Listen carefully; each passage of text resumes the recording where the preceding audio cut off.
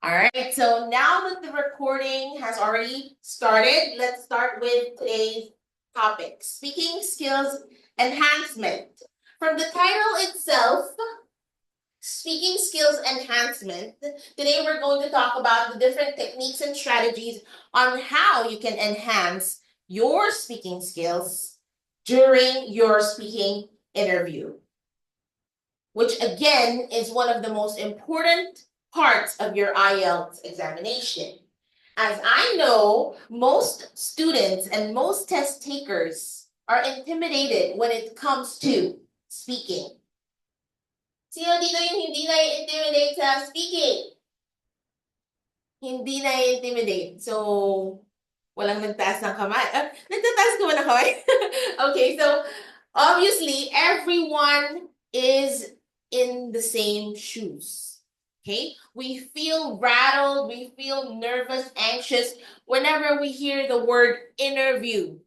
Whether it be a job interview, whether it be an IELTS interview, it's totally nerve-wracking, and don't worry because that's normal. Okay? Everyone tend to become nervous when it comes to an interview.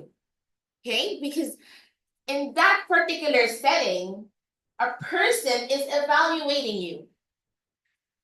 And in this case, hindi lang yung mga content mo ang i-evaluate ng examiner, but the examiner is also going to evaluate your speaking skills, particularly English speaking skills, your pronunciation, your fluency in content, coherence, your vocabulary, your grammar, okay? So that's why this lecture is one of the most important lectures that you could have and that you could attend. So you're in the right place right now. Maaring this morning, medyo parang nag-iisip ka pa, pupunta ka ba dito? Medyo maaga kasi yung classes, right? But don't worry because Niner Kabanatuan also accommodates virtual classes. As of now, we do have several Zoom participants. Yung mga hindi nakapunta dito today, that's okay. And yung mga hindi rin nakaabot ng live lecture today, it's okay because replay videos will be uploaded within the day. Okay? So, ang importante, your willingness to learn and your willingness to tuloy-tuloy lang. Kahit minsan, when you receive a bad score on your mock test, medyo nakakapanghina, right? Like, parang, wag na lang kaya. Itutuloy ko ba itong pangarap ko na makapag-snow? Makapag-snow. Yun lang pala yung pangarap, makapag-snow. Well, yes, definitely, you made the right decision to be here today. Okay, so first of all, let's talk about the learning objectives of today's lecture. First on the list, we have to be able to organize speech answers in the IELTS speaking examination. Why are we emphasizing the word organize right now? Because you can come up with any answer you want at walang maling sagot. All right? But the question is your answer appropriate? Is your answer effective enough to please the examiner? Because that's your number one goal in your speaking interview, to please the examiner. How do we please the examiner? We're going to talk about that later. But first, let's talk about organizing your thoughts, okay? Because that is one of the most important factors in order for you to communicate effectively, is for you to organize your thoughts in your mind first before executing it during the interview, okay? So we're going to give you techniques on how you should filter your answers and how you can anticipate the questions, all right? Next on the list is to come up with an effective answer to questions asked in the speaking subtext. All right, come up with an effective answer. Let me give you some examples. Sometimes there are test takers who answer more than what is asked for. For example, the first question of the examiner is, what is your complete name? Actually, they do have a copy of your registered ID. Remember, if you registered with your passport, that's the ID that you're going to bring during the examination. Okay? So, yung mga helpful tips before the examination, like a day before the examination, I'm gonna give them to you later. But yes, they already have a copy of your ID, so they do know your name. But why do they ask the question, what is your complete name? Because they want to know how confident you may sound from the very first thing that you say. So sa simpleng tanong na what is your name, what is your complete name, how effectively can you answer that? Or how confidently can you answer that? It's a simple question that we have encountered so many times in our lifetime. From the very first day that we stepped in the classroom, nung nursery ka pa lang or kindergarten, yun na agad yung tanong sa'yo, what's your name, right? So definitely it's a question that you should not be intimidated with because it's something that you have answered many times already, okay? So, some test takers, parang ang saya mong nakita mo si Ronel. Tropa kayong dalawa. Okay, sorry, I'm easily distracted. So, what I'm saying is, some test takers are actually providing answers that are not relevant to the question, what is your complete name? Minsan na-overwhelm kayo, nasasabi niyo na rin yung age niyo, may iba pa, nasasabi niyo yung civil status. I was like, what? Wait a minute, I'm not asking about that. Actually, the examiner doesn't really care if you're single, you're married, in a relationship, if it's complicated or what. They don't care, okay?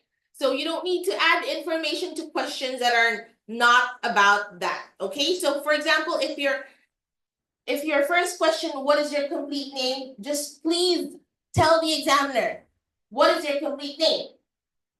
Hi, I'm Shannon Astino. You can call me Shan, as my friends call me Shan. Or pwede mo namang ibahin, baka kasi sobrang common na nung pattern na yun, right? So maybe you could say, you can call me Shan. It sounds cool. It doesn't sound rehearsed, but it sounds friendly, right? So there.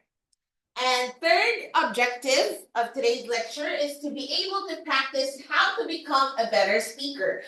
Andito lang din naman kayo. Why don't you make it a goal to improve your speaking skills? Okay? So, kaya kung mapapansin niyo ang tahimik ng lahat dito, why do you think so? I actually implemented a rule, I think last year, but probably wala kayo dito kasi iba na yung mga faces eh.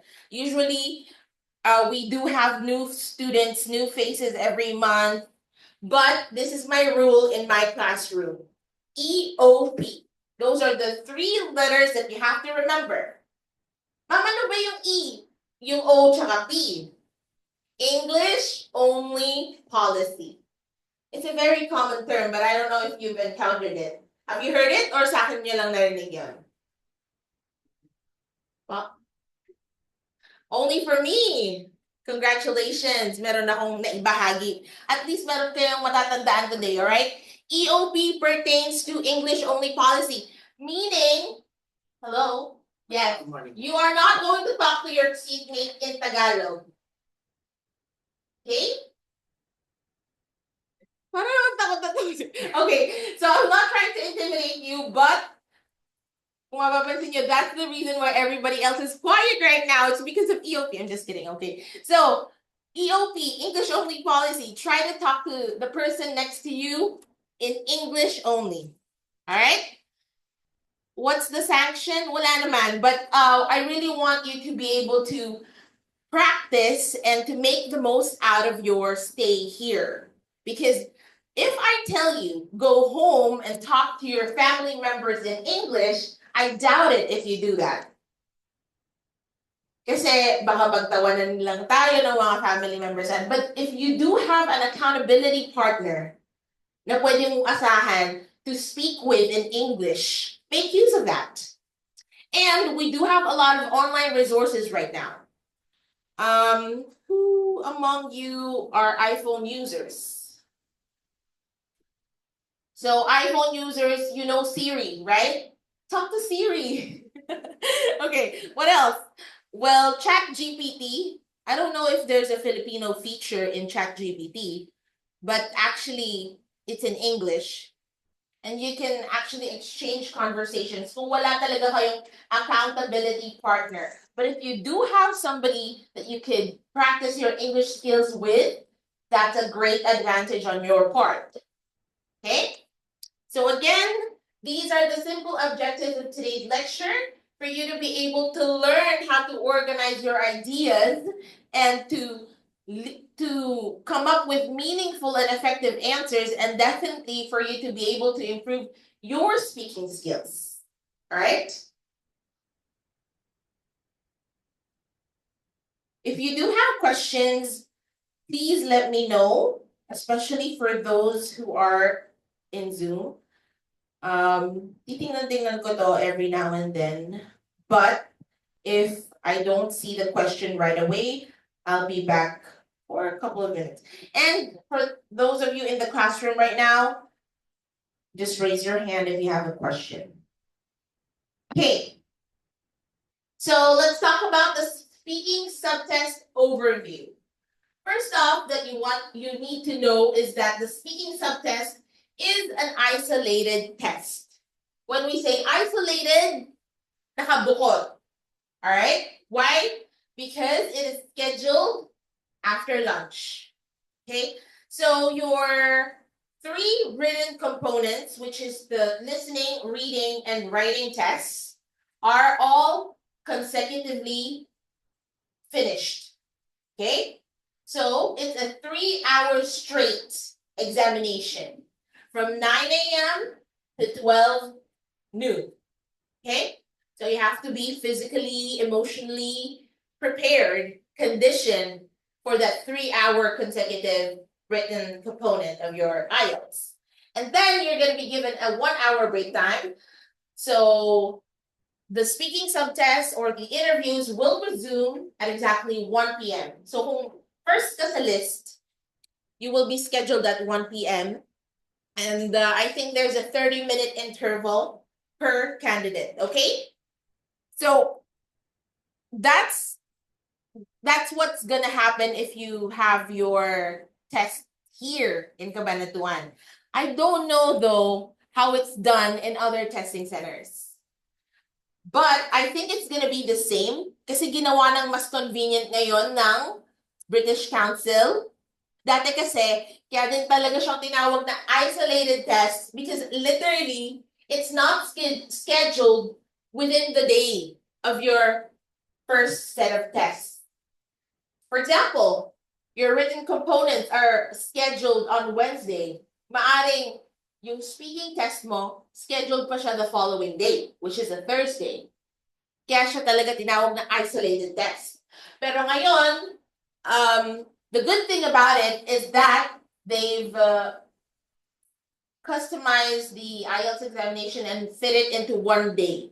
Okay, so for those who are going to take the pen and paper based examination, I really don't know how different it is from the computer based, but I think ganun pa rin naman. Isa-isang araw na lang din lahat para, your agony, your anxiety will all be within 24 hours.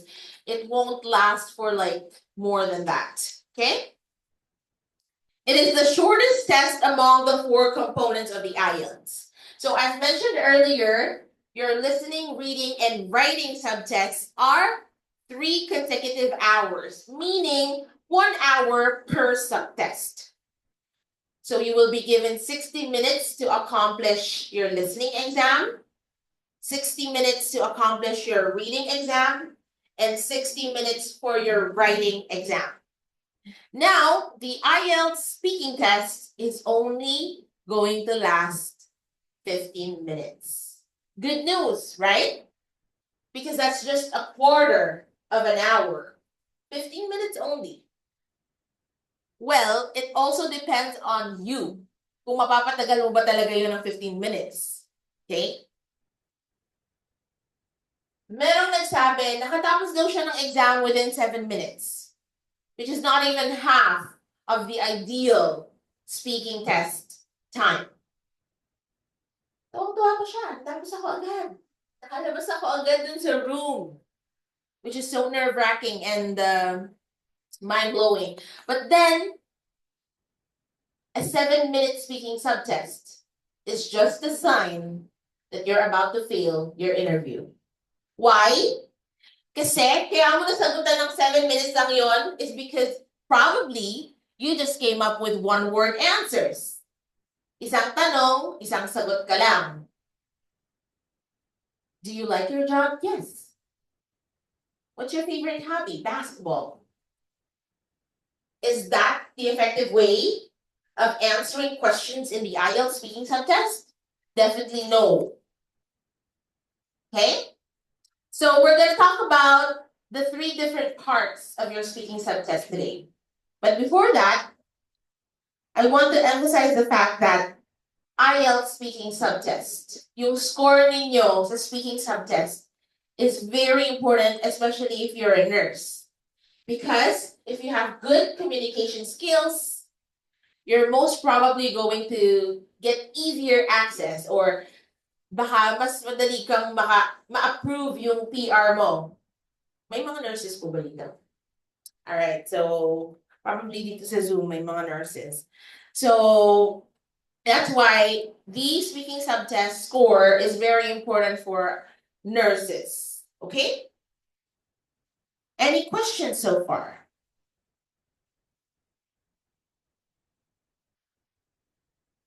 Okay. What we need to avoid, okay? Before we move on to the grading criteria of your speaking subtest, let's talk about the things that you should avoid in the interview. I want you to spend a minute to look at these 2 gentlemen in gray and try to observe them. Okay, I'm giving you a minute.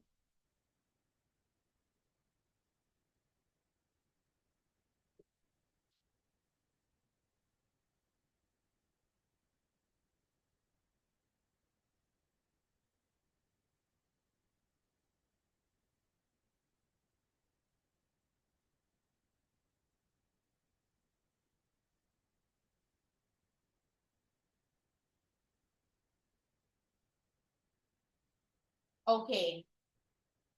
First of all, I want you to come up with one single word that could describe these men right now. Okay, let's start from this group. Yes, Ronel. What can you say about these 2 gentlemen? A word that he said is bothered. Why do you think they're bothered?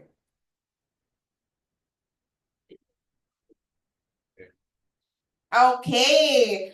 They don't know what to do or they are confused, which is absolutely your demeanor when you do something for the very first time. Okay? So for example, it's your first time cooking. You really don't know how to turn on the stove.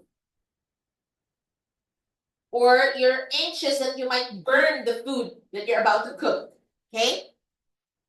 Or your first time at your job. Definitely, hindi ka pa confident because you know that your supervisor, manager is checking every movement that you make. So takot kang magkamali. So that's how we feel when we're about to undergo an interview. Because we know that we're being assessed. We're bothered, we're not confident enough, we're anxious. Okay? So, there are certain things that you need to avoid before you take the interview. And of course, that is not reviewing or preparing for your interview. Kung gusto mo mag-fail sa IELTS speaking, huwag kang umattend ng one-on-one coaching sessions. Huwag mong basahin yung PDF file na sinasend namin. Kasi nandun nakakompile lahat ng questions na most probably will come out. Those questions that we provide are just being recycled. Meaning, inuulit-ulit lang nila yung mga tanong. So, there's a high probability that those questions na sinasend namin sa inyo through PDF files will be repeated. That's why we're asking every one of you to read those questions and practice one task card at a time. So let's say you have a 3-month preparation before you take your exam. O yung iba naman, hindi 3 months yung preparation nila. Probably you have only a month. But if you practice answering 2 task cards a day, in a month, that is 60 different task cards. It's a big difference kaysa sa wala kang alam na posibleng itanong. At least somehow, you anticipate what to answer. You're prepared for what's worse. Okay? At kung mapapansin nyo din dito sa dalawang gentlemen na to, yung forma nila right now. So they're wearing office attire, suit, walang tie or bow. But yeah, you don't really need to wear that. But as you can see, very presentable naman yung mga outfit nila right now. So also, yun din yung kailangan yung isuot in the exam, especially in the interview. Pwede ka naman din mag-coat kung feel mo, okay? But then, yung may collar for men and women, that's enough, okay? Basta may collar. Tsaka, of course, try to wear, for women, try to look good, fix your hair, put some makeup on. And of course, you have to wear closed shoes, okay? That's the standard here in the Philippines. Baka iba yung standard sa Australia or sa US, pero in the Philippines, that's the standard. Dahil if hindi ka nakasuot ng semi-formal attire, you won't be able to take the exam. We can't proceed, okay? Especially, very strict tayo sa shoes. It has to be closed shoes. Another thing that you should avoid is to be emotionally and mentally unprepared. Okay? So, what we need to avoid, to be more specific, you have to avoid people who will cause you a lot of stress. Okay? Yung naisip agad ni Ronel, si Mrs. yun eh, so dapat ba iwasan ko muna? Okay, yes. Well, definitely avoid, hindi mo naman i-avoid yung tao, but I think what you can avoid is being in a situation that is stressful. Huwag mo na siyang awayin. Don't cause any fights or don't get involved in any arguments. Because believe me or not, your emotional status will definitely affect your concentration and your demeanor on the actual exam. I don't think so, ma'am. I'm mentally stable and I am emotionally strong. But then, pag naghalo-halo na yung anxiety, yung pressure, at yung stress during the exam, you really don't know.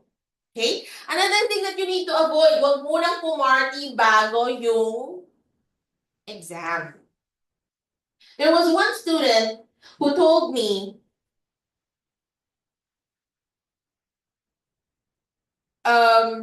before the exam, the day of the exam, and after getting the results, sumasyat na siya. So, nag-advance celebration siya. Nag-celebrate na rin siya during the day of the exam, and then eventually, nag-celebrate na din talaga siya. But that's something that you shouldn't do. Okay? Nakapasa naman siya, okay? But that's a case-by-case scenario. So, the thing is, you have to avoid anything that would cause you any physical illness or bad condition. Kasi syempre, if you drink a day before the examination, you're gonna get a hangover, right? Or a headache. your physical condition is highly important. So you can't risk it. Okay, ano ba yung kailangang i-avoid? You have any ideas that you want to suggest? So, Ronald, yeah, you're gonna take your exam in Pampanga, right? So I was advising him, since it's a bit far from his residence, it's much better to book a nearby stay sa Pampanga, sa exam. And you also have to know kung nasan yung examination testing center. Ginugol mo na ba siya? Right? So, kailangan alam mo yung mga route na iiwasan mo para hindi ka ma-traffic. Okay? So, you have to anticipate that.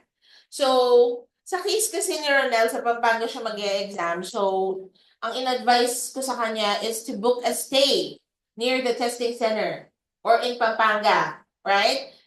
Huwag naman yung dulo ng Pampanga kasi as far as I know, malaki yung Pampanga, right? So, yun.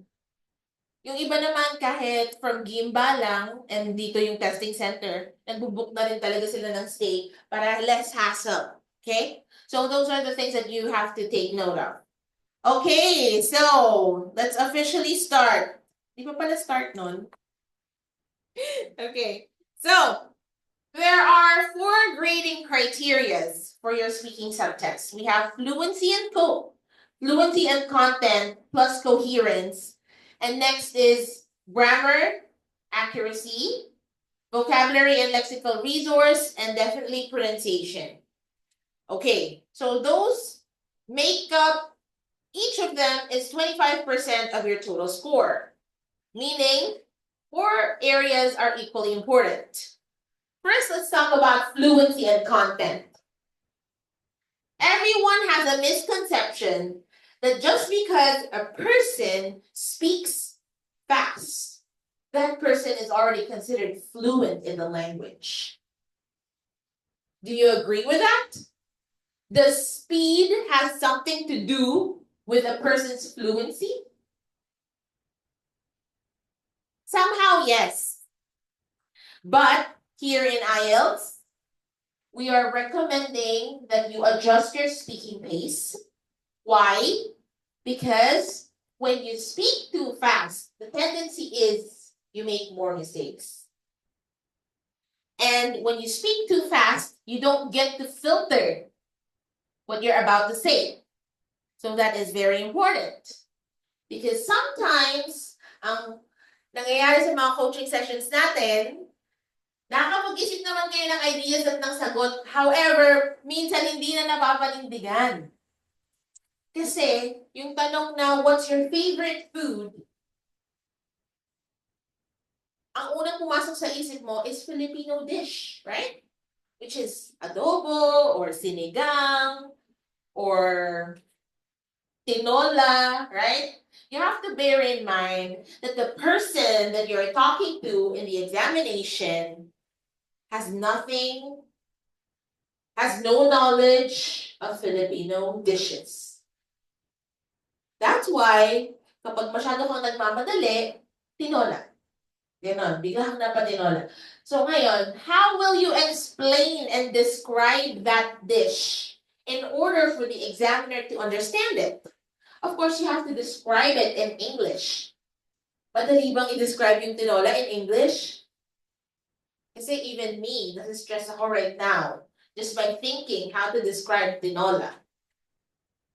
Anong English ng malunggay lead? Sige. I don't even know. Ano nga ba?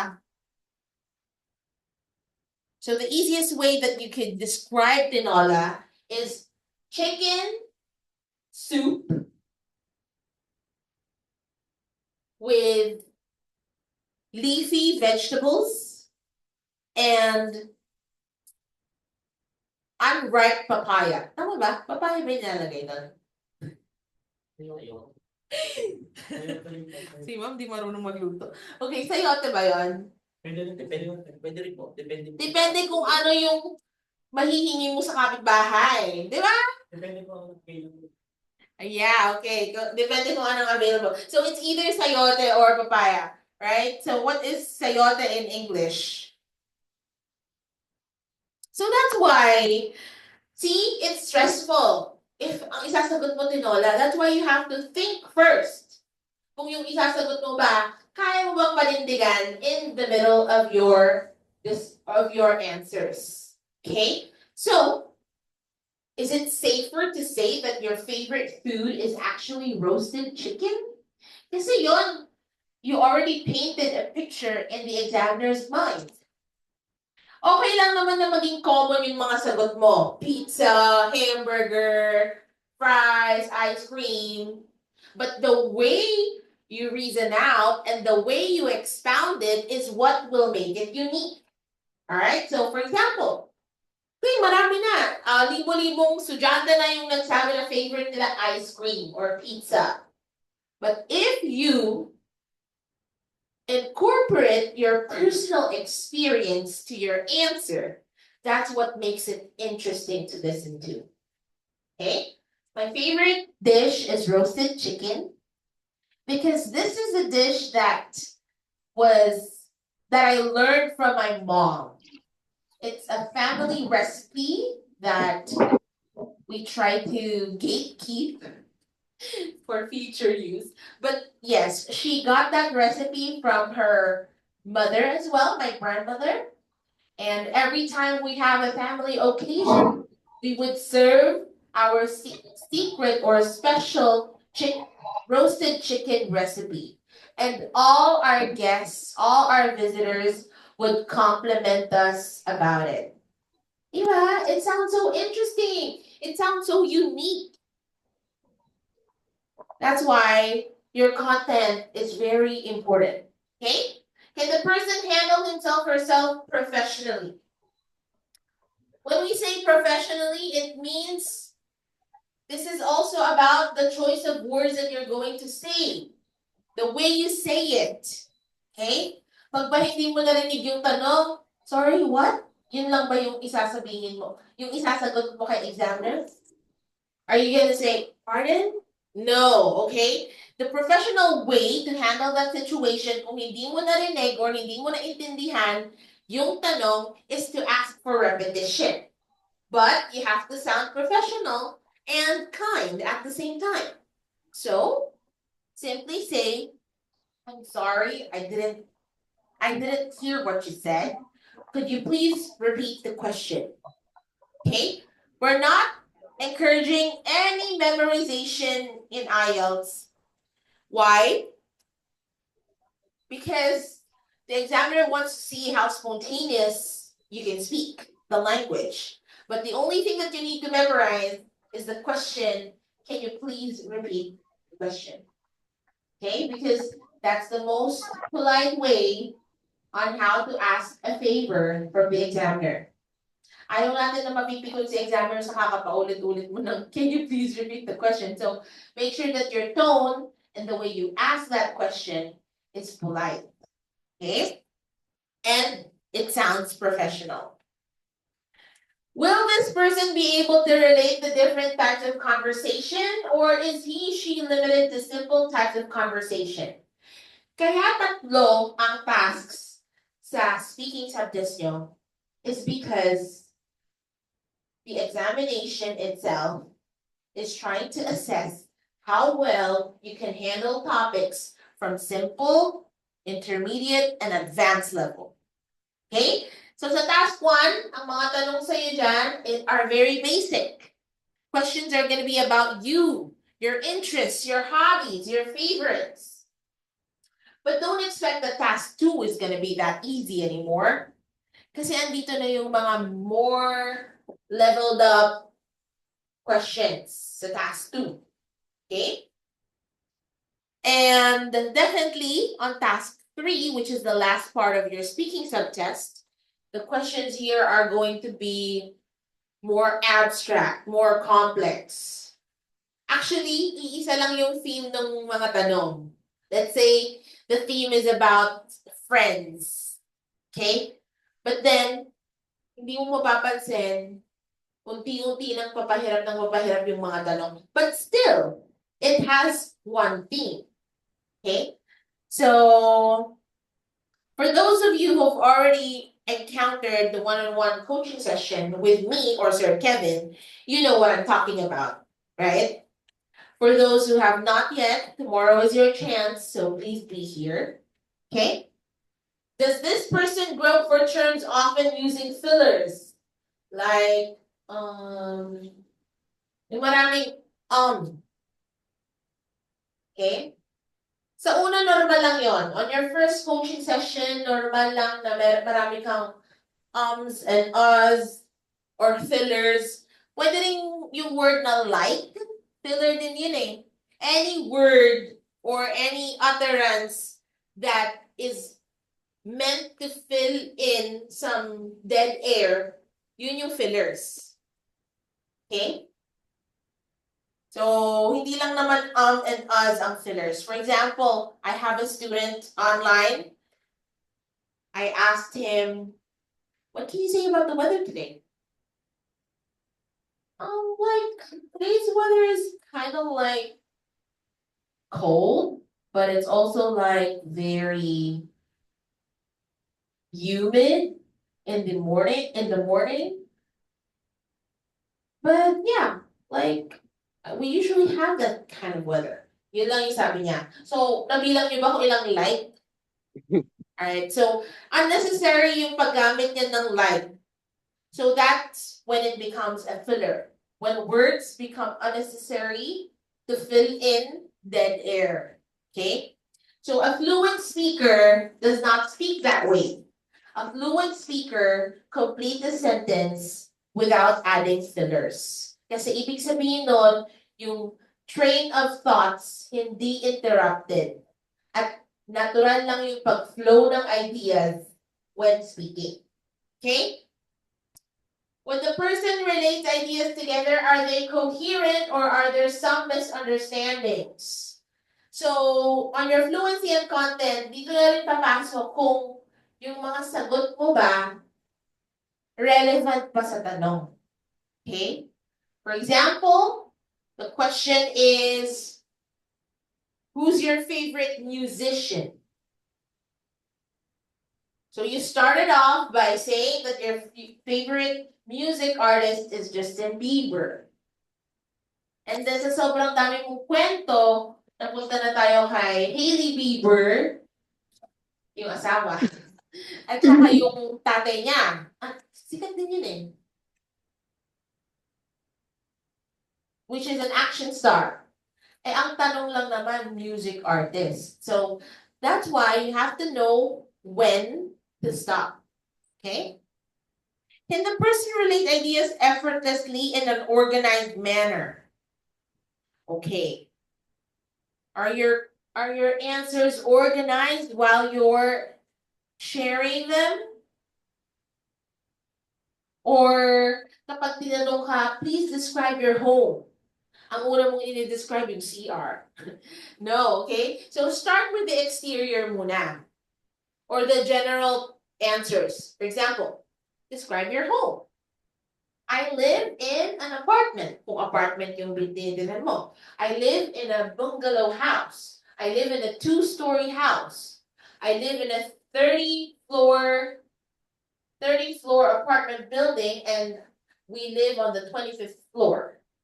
Okay? So, yun muna, yung general terms. And then get into the details. Ngayon naman, if you do have a house, then talk about the exterior. The garden, the parking area, and then move on to the interior. That's how you organize your ideas. Okay? Now, if the question is about your daily routine, you have to make sure that you answer in chronological order. Hindi pwedeng mauuna yung dinner kaysa sa breakfast, okay? So that's what we're saying when we're talking about organizing your answers. Okay?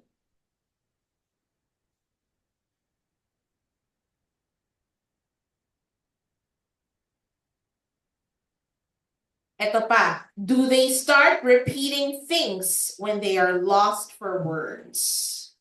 Okay, so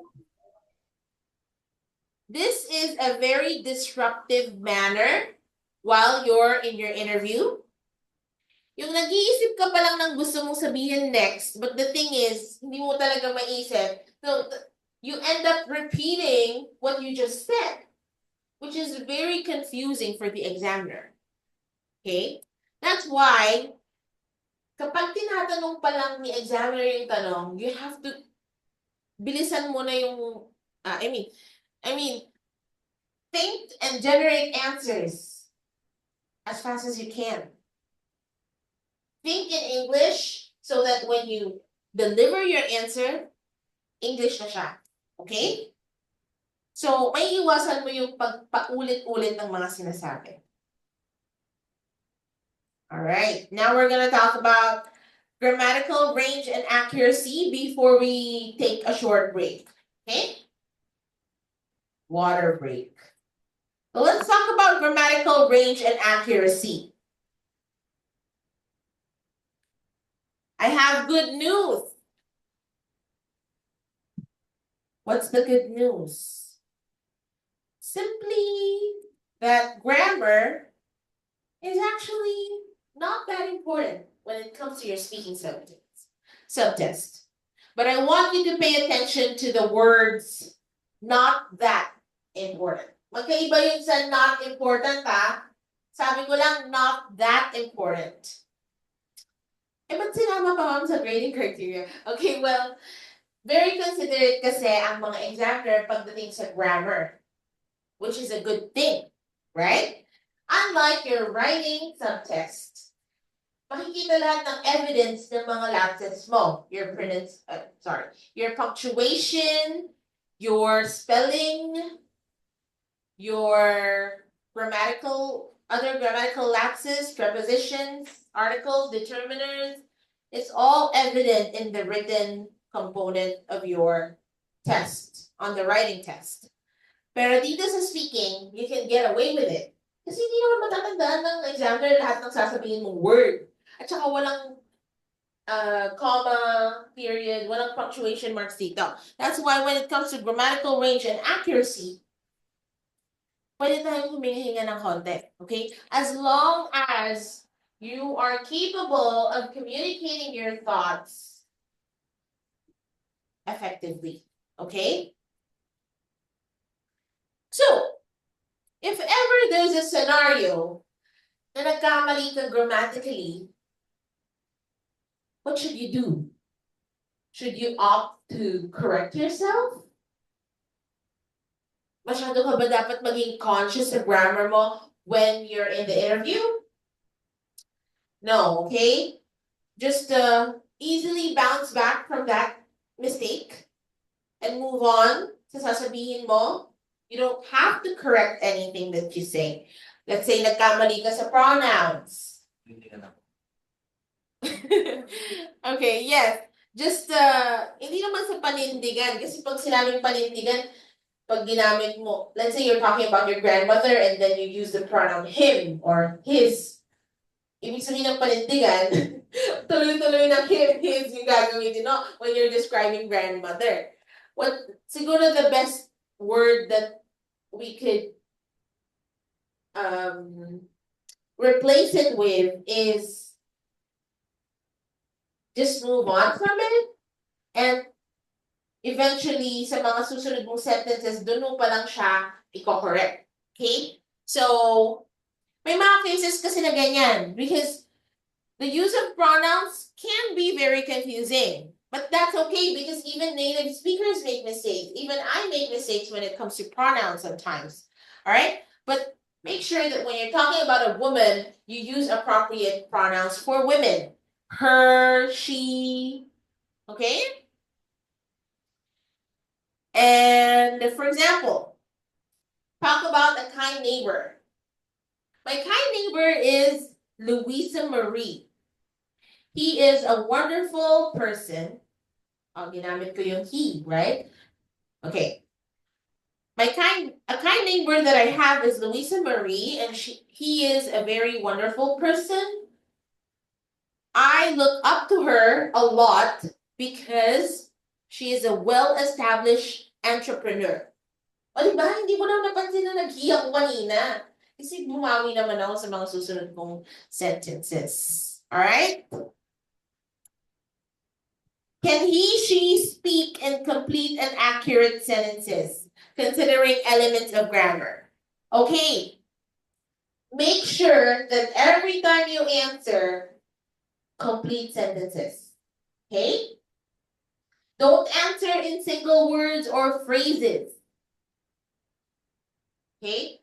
At ano ba, ma'am, ang ideal number of sentences per question?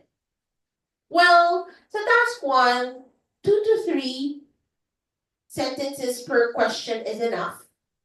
Sa task 3, 3 to 4 sentences. Kasi dito ka na mag-expound pa ng more ideas eh. Okay? Sa task 2 kasi, tuloy-tuloy kang magsasalita within 2 minutes. So, hindi ko na alam kung ilang sentences yun. But then, I don't want you to be restricted with the number of sentences na sinasabi namin. Because the goal here in IELTS is for you to express yourself freely and in the most spontaneous way. Pag sinabi natin spontaneous, you can jump from one topic to another and you can talk about it in an interesting tone. Okay? Okay, but of course, you have to make sure na hindi ka, naka 3 sentences ka nga pero iba na pala yung topic. So just make sure na lahat ng sasabihin mo relevant pa rin dun sa tanong. Okay? Okay, we're gonna talk about vocabulary and lexical resource and pronunciation as soon as we come back from our 5 to 10 minute break. So sa mga nasa bahay, kuha muna kayo ng kape dyan. And then see you in 5 to 10 minutes. But it's a holiday tomorrow, right? It's Labor Day. But you do have coaching sessions. Tayo mga coach ko rin. Bukas. Tayo pa coach. Ay, late ka nga pala. I said Sir Kevin kanina, sinabi ko. I'm gonna be here on Friday. Sir Kevin's gonna be here on Saturday. So, sa mga gusto magpa-check ng writing, punta na kayo dito tomorrow and on Saturday. Hindi daw kasi siya makakapasok on Friday kasi daw graduation ng anak niya. Tanongin niyo ako ilang taon na anak niya. 2 years old. May graduation na pala yung mga 2 years old. Weird.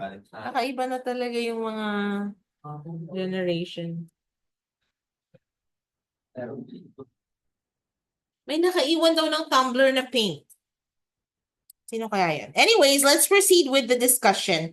So we're gonna talk about vocabulary and lexical resource. Although you will hear this from Sir Kevin a lot of times, that your fluency and content, coherence, and your pronunciation are actually the key factors on how you can ace your speaking subtest. But for me, it's not just about that. I think you have to pay attention more on vocabulary and lexical resource because vocabulary is the foundation of a language. So technically, if you don't have rich vocabulary bank, paano mo maintindihan yung tanong? And if you don't understand the question, definitely, how can you come up with effective answers? Right? So that's why for me, vocabulary is actually the most important grading criteria in the speaking subtest. Okay? Kung sa writing, isang pinakamahigpit na rule is to avoid repetition of words. Because in writing, you're assessed whether you're capable of coming up with different or various terms in English. Here in speaking, it's okay to repeat words. Pwede mo nga rin gayahin or ulitin yung word sa tanong. Okay? But not in a way that you're going to parrot the examiner. Kasi parroting is like, what's your favorite hobby? My favorite hobby is...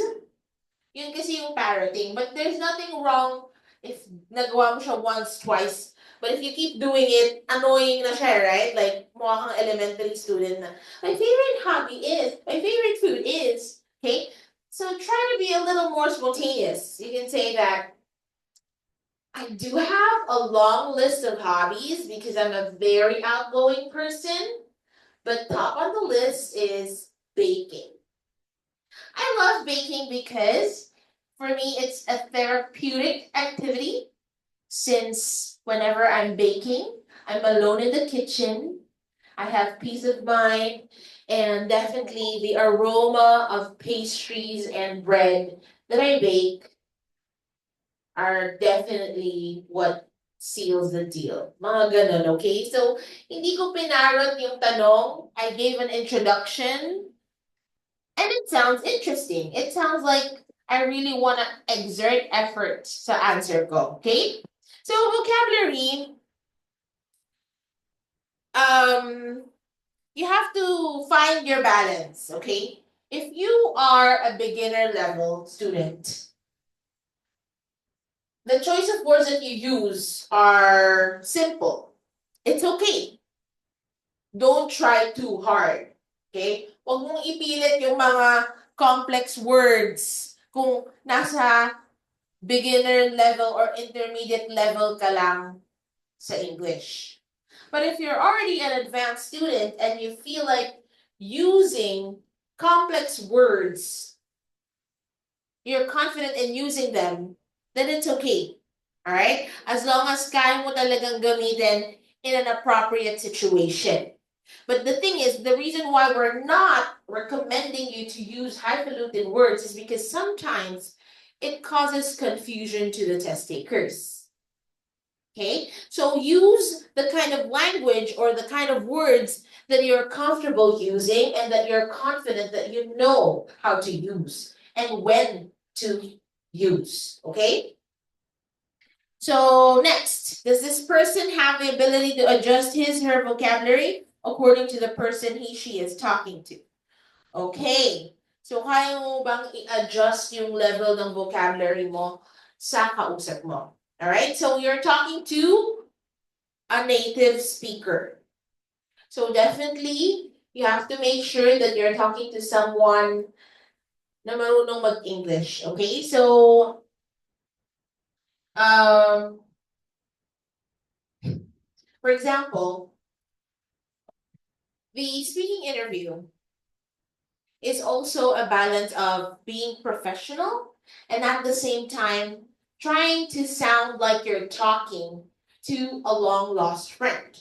Okay? So hindi siya ganun ka formal. Pagdating kasi sa writing subtest nyo, dun yung gagamitan nyo siya ng formal vocabulary such as however, hence, furthermore, yung mga ganyan transition words, gagamitin mo yan sa writing subtest mo. Pero when it comes to speaking subtest, you can use casual terms. Okay? It's like you're talking to a friend. It's like you're updating someone. Halimbawa, 2 years na kayo hindi nakita ng tropa mo, right? Like, hey, how you doing? Ganyan, okay? Of course, you're gonna update that person, what's going on in your life these days, right? So, ayaw, kasi minsan pag masyadong iniisip na examiner yung kausap mo, you tend to become really stiff. Okay? You tend to become quite realistic mo yung sarili mo to express yourself freely. Okay? So you have to express yourself freely during the interview. That's why you have to use words that you are confident and comfortable using. Okay, one tip for you to improve your vocabulary. Do you need to read the whole dictionary? Do you need to know all the words in the English language? No, you don't. What you can do is learn cluster of words. So that's one. The most easiest. I think this is the easiest part. Why? Kasi alam mo na yung mga itatanong sa'yo is about you. Okay? So you have to be familiar with words that describe your field of study. For example, ako, I'm an educator. So I need to be familiar with words that are aligned to my field. Kung ikaw, engineer ka, or architect, or nurse, you have to make sure that you are capable of describing your job or your field of study effectively by using the word clusters that are appropriate. Okay? Now, let's say, ang isa sa mga common questions na itatanong is about your hobby. So you have to know vocabulary words that are related to your hobby. Let's say your hobby is water sports. So dapat alam mo yung parasailing, scuba diving, water skiing, surfing, ano tawag yung jet ski. Alright? Now let's say one of your hobbies is basketball. So you have to know the words that are related to that game. Okay? So, kahit yun lang yung aralin mo, somehow, makakakuha ka na ng magagandang points sa task 1. Right? So, you're leaving a good impression. Now, pagdating sa task 2, hindi naman kasi siya ganun kahirap, guys, right? Because sa task 2, yung mga tanong naman is very situational. Hindi siya intellectual questions. Well, on task 3, questions will be intellectual. But does that mean that i-judge kayo ni examiner according to how intellectual your answers are? Not really. Most of the time, questions will be about social issues or things that are happening in our environment. So you have to be well updated about what's happening sa mundo, okay? So, nagbabasa ba kayo or nanonood ba kayo ng mga recent news? Like what happened in Canada? Napanood niyo mo ba yun sa balita?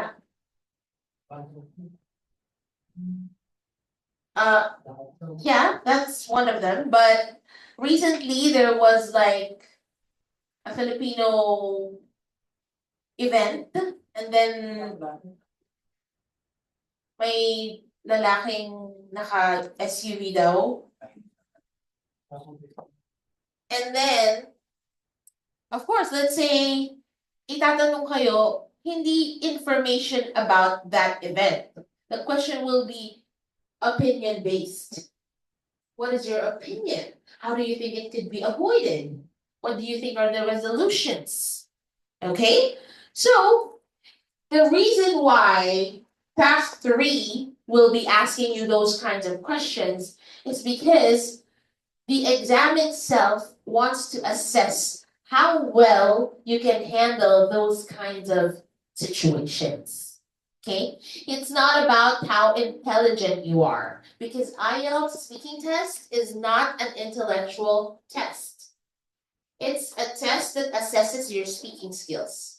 So now, if you really don't have any idea about a certain topic, should you be rattled?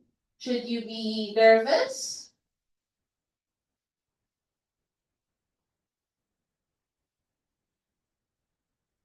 Okay. Kasi baka ma-encounter niyo yung tanong na talagang wala kayong ka-idea about, right? Because usually, the questions these days, nakakama talaga siya kung ano yung nangyayari sa society natin, right? So, let's say nag-aral ka naman, naging updated ka naman sa current events. However, the particular question that was asked to you on task 3 is something that you know nothing about. And you feel like, if try mong sagutan yon, it will just put you in a difficult spot. So then, it will lead to a lot of grammatical liabilities or probably confusion in your vocabulary and lexical resource. That's why you feel like the safest option is to just admit that you don't know that particular issue. Okay lang yun, alright? I'm sorry, I'm not confident to answer that question because I'm not yet knowledgeable about that issue. But rest assured, as soon as I get home, I'll do my research and learn about it or study it. Okay? At least you still sound smart, right? For me kasi mas maganda pakinggan na honest ka that you don't know that particular issue rather than trying to answer it, but then you're blabbering about nonsense. Kasi nga, wala ka naman talagang ma-input, right? So that's why preparation is very important. So you also have to prepare. Kailangan, before you take the exam, you have enriched your vocabulary bank. Ibig lang sabihin, kailangan marami tayong baon pagdating sa IELTS speaking subtest. Alright? Does this person use Philippine English? May mga Philippine English terms tayo such as my live-in partner. Okay? Filipino English kasi yon. Ginagamit lang yon sa Philippines. Pero sa ibang bansa, they don't use it that way. If you want to describe someone that you're not married to yet, but you're living with under one roof, that person is called? Ayun. 5 points sa recitation. Just kidding. Okay, common law partner. Ano ba yung mga Philippine English words na nakasanayan natin? Common bond, right? So it's bond paper. Xerox copy. It's not Xerox copy because Xerox is the brand of the photocopy machine. Photocopy. So there you go. Instead, you can just say, I want it photocopied. Okay? Hindi Xerox copy, okay? Kasi usually ang mga Pinoy, we use English words, yung mga brands, ginagamit natin as common words, right? Like yung Q-Tix. It's actually nail polish because Q-Tix is a brand of nail polish. Pero parang wala na nga ngayon yung brand. Right? Wala na ako nakikita mga ganong brand. Does this person have the tendency to translate Filipino into English? May mga ganyang cases din. So try to make sure that you have to bear in mind that the person you're talking to is not Filipino. Okay? The person you're talking to is an examiner who speaks the native language and assesses your English skills. So whether yung kausap mo na yun is Filipino, mas may mga examiner din po tayong mga Pinoy, okay? But you have to bear in mind that that person knows nothing about Filipino culture. Okay? Minsan kasi medyo entitled na tayong mga Pinoy porque pinakamaraming mga OFW ay Filipinos, right? So we feel like baka they know about our culture already, about our dishes already, but the thing is, we're not that important. We're not that important. It's not like everybody knows. But you know what? One time I was watching an interview on YouTube, and one of the examiners accepted the answer when a Filipino test taker said, one of my favorite dishes is adobo. Gumanon kasi siya. So, I think on the latter part of the exam, she tried to describe what adobo is. But then, hindi naman big deal ni examiner. Siguro alam niya adobo, no? But he really looked like he's from the UK. Probably he has some Filipino friends. That's why he knows it. But I'm not saying that you have to copy what that person did. you still have to make sure that your answers are safe and hindi ka lalagay sa alanganin, okay? Now let's talk about pronunciation and delivery. This is actually one of the most important parts of your speaking subtest because your pronunciation can highly affect what you're trying to say. There are certain words na mamali ka lang sa vowel sounds kasi magkaiba yung short I sa long E vowel sound. And it actually alters the whole meaning of what you're saying. So ayaw naman natin ma-misunderstand ka ng kausap mo, ng examiner, okay? To avoid miscommunication, you have to make sure that your pronunciation is correct. Hindi ko naman sinasabing kailangan gayang-gaya nyo yung pronunciation ko or ni Sir Kevin. What we're actually saying is you have to know the standard pronunciation of a particular word. Okay? If you're not sure about it, search it up. Para ngayon pa lang, naka-prepare na kayo. Okay? Does the pronunciation of the person hinder effective communication? Most Filipinos would interchange long E vowel sound and long and short I vowel sound. So can you please pass me a sheet of paper? So hindi siya sheet of paper, okay? It's sheet. It's a sheet of paper. Not short I vowel sound. It's a long E vowel sound. We will talk more about pronunciation on Friday, so please be here. It's going to be a very fun discussion. Okay, next. Does the person put appropriate stress on words? Or do you sound monotonous? Yung monotonous yun yung iisa lang yung tono. And actually, sa madaling salita, it's a very dull way of delivering your answers.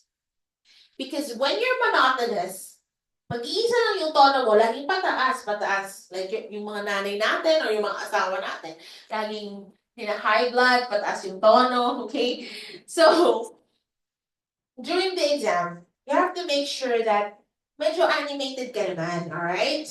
So, if it's a happy scenario, sound happy, alright? If it's something serious, you have to sound serious. And you have to put stress on words that need stress. Okay? Or else, napaka-dull ng interview. Imagine, the person that you're talking to, yung examiner, ilang tao ang in-interview niya within the day? Or in his or her lifetime, gaano karaming test takers na yung na-handle niya? Only for you to come there inside the interview room and just give a mediocre performance. Right? So make it count naman, right? Make it special. Napaisip tuloy ako. So how you're gonna make it special? Well, definitely, you have to come up with your genuine answers. Kasi yung aura mo, it can actually affect the way a person perceives you. The way you speak, the way you change your facial expression. So you have to smile often during the interview, okay?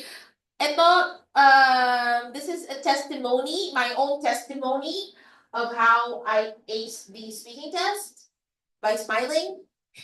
Kasi nga, hindi talaga ako confident sa iba kong mga sagot, like especially on task 3 because the questions were kind of actually those questions were not questions that I'm accustomed to reading about because it was about world leaders and stuff like that. So I'm not a very news inclined person. But I do read and watch some news. It's not that I don't. It's just that yung particular topic lang na yun, hindi ako masyadong confident. But the thing is, I just showed confidence and I kept a smile on my face even though the examiner was totally strict. At marami nang nag-chat sa akin ng mga students ng minor kabanatuan. They keep saying, tama ka, ma'am. Kailangan ko lang pala talaga siyang ngitian. I think my smile somehow changed the way I delivered my answers. Why? Kasi when you're smiling, you're actually teaching yourself to relax. Okay? So yung performance mo nagbabago when you're calm compared to when you're anxious and nervous. Okay? Kasi makikita yan eh, right? So yeah, pronunciation and delivery, tone is very important. Okay? So, sabi nga nila, it's not what you say, it's how you say it. Right? So sometimes when we're angry, we have a certain kind of tone. But here, in this situation, na nasa examiner, nasa harap ka ng examiner, and you're being assessed, you have to show that you want to pass. Yun yung energy na kailangan mong i-manifest. And how are you gonna manifest it? Making sure na maganda yung tone ng voice mo. Hindi ka galit, hindi ka mayabang, okay? Kasi subjective, maaring maging subjective yung IELTS interview mo because you're talking to a real person live. Ano pag nabwisit siya sa'yo dahil ganyan yung tono ng pananalita mo, right? So, baka mamaya kahit maganda yung mga sagot mo, biglang you screw up just because of the tone of your voice. Okay? Audibility is very important. Do they maintain consistent volume through the conversation? Although in the past, yung mga interview talaga, as in one room, there is an examiner who's going to interview you face to face, like in person. Pero ngayon, it's more of like a virtual kind of interview. So, yung audibility mo, hindi na ito magiging masyadong big problem because you have your microphone and your headset. Yung headset mo, it has a microphone already. So whether you speak softly or loudly, it won't be such a big issue or problem kasi nga naka-virtual naman yung call. But then of course, hindi ka naman whisper, okay? You're not gonna whisper, you're not going to baka mamaya sobrang hiya mo, hindi ka na sobrang hiya. Sa sobrang pagkahiya mo, you're like whispering through the microphone. So don't do that, okay? You have to make sure that you are well heard, you're audible enough, and may clarity yung mga sinasabi mo. Clarity is very important as well. Okay? Dati kasi, mandatory na naka-face mask yung ibang mga test takers. Kaya naman ina-advise talaga, adjust the volume of your voice.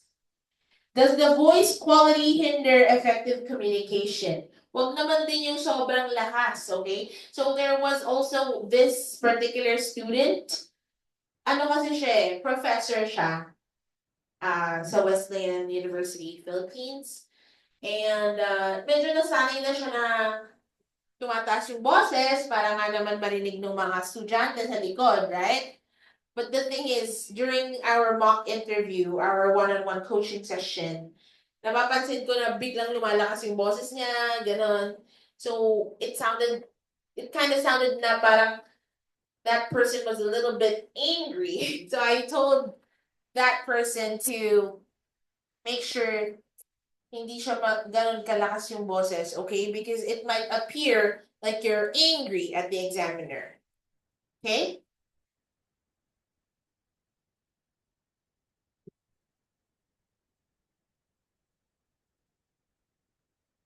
Okay, the speaking subtest overview. On task 1, personal answers. On task 2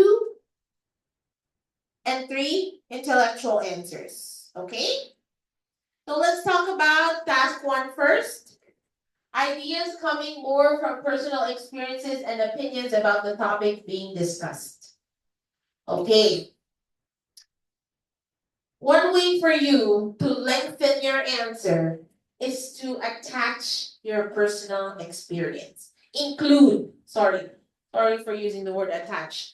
I mean, include personal experiences. Okay? Mapapa-prolong mo yung sagot mo at the same time, you're gonna make it unique and a genuine answer. Yun naman kasi talaga din yung hinahanap ng mga examiner. For you to be able to come up with genuine answers. Alright? So those are the questions that will be asked on task 1. Are you currently working or studying? I'm studying IELTS in preparation for my job abroad. Tama bang sabihin yon? Tama bang aminin na nag-aaral ka ng IELTS? Eh, ma'am, sabi mo studying or working, eh, pasok yun sa studying.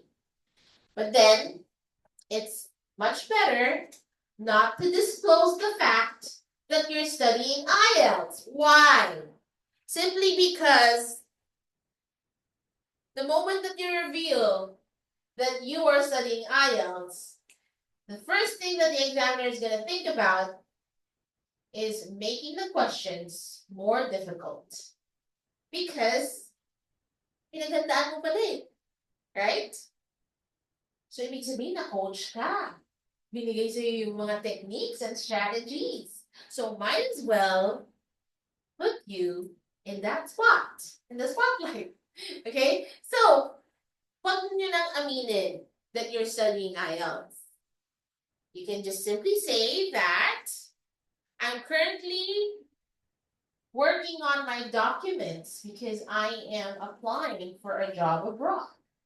Ganun na lang, okay? Or else, I have recently resigned. Yan yung mga kadalasang mga sagot, right? Or probably if you're working, then talk about your job. How long have you been working in that field? What is your position? Okay? And a little bit about the description of your job. Just make sure that it's still relevant, okay? Personal experiences such as family vacations, experiences in mostly traveling or probably your daily or your leisure activities. Okay, those are the most common questions that will be asked.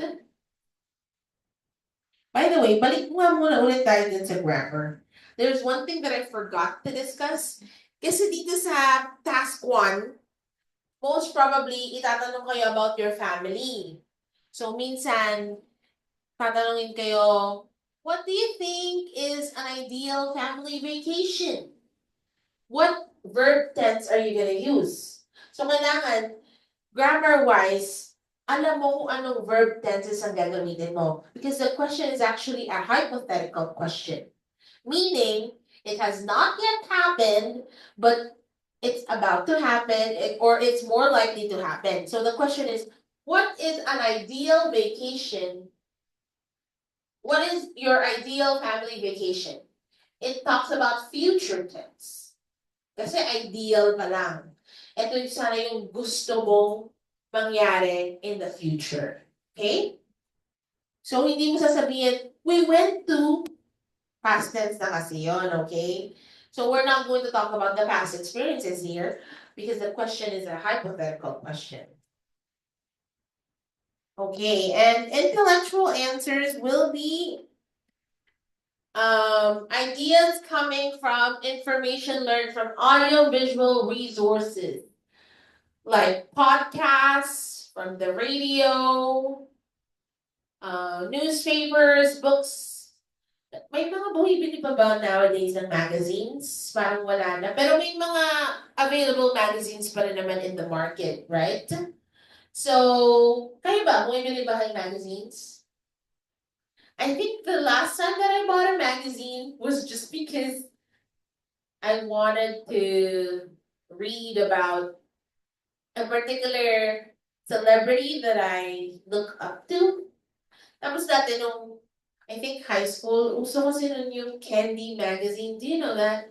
Candy magazine. So it features all the cutie teens.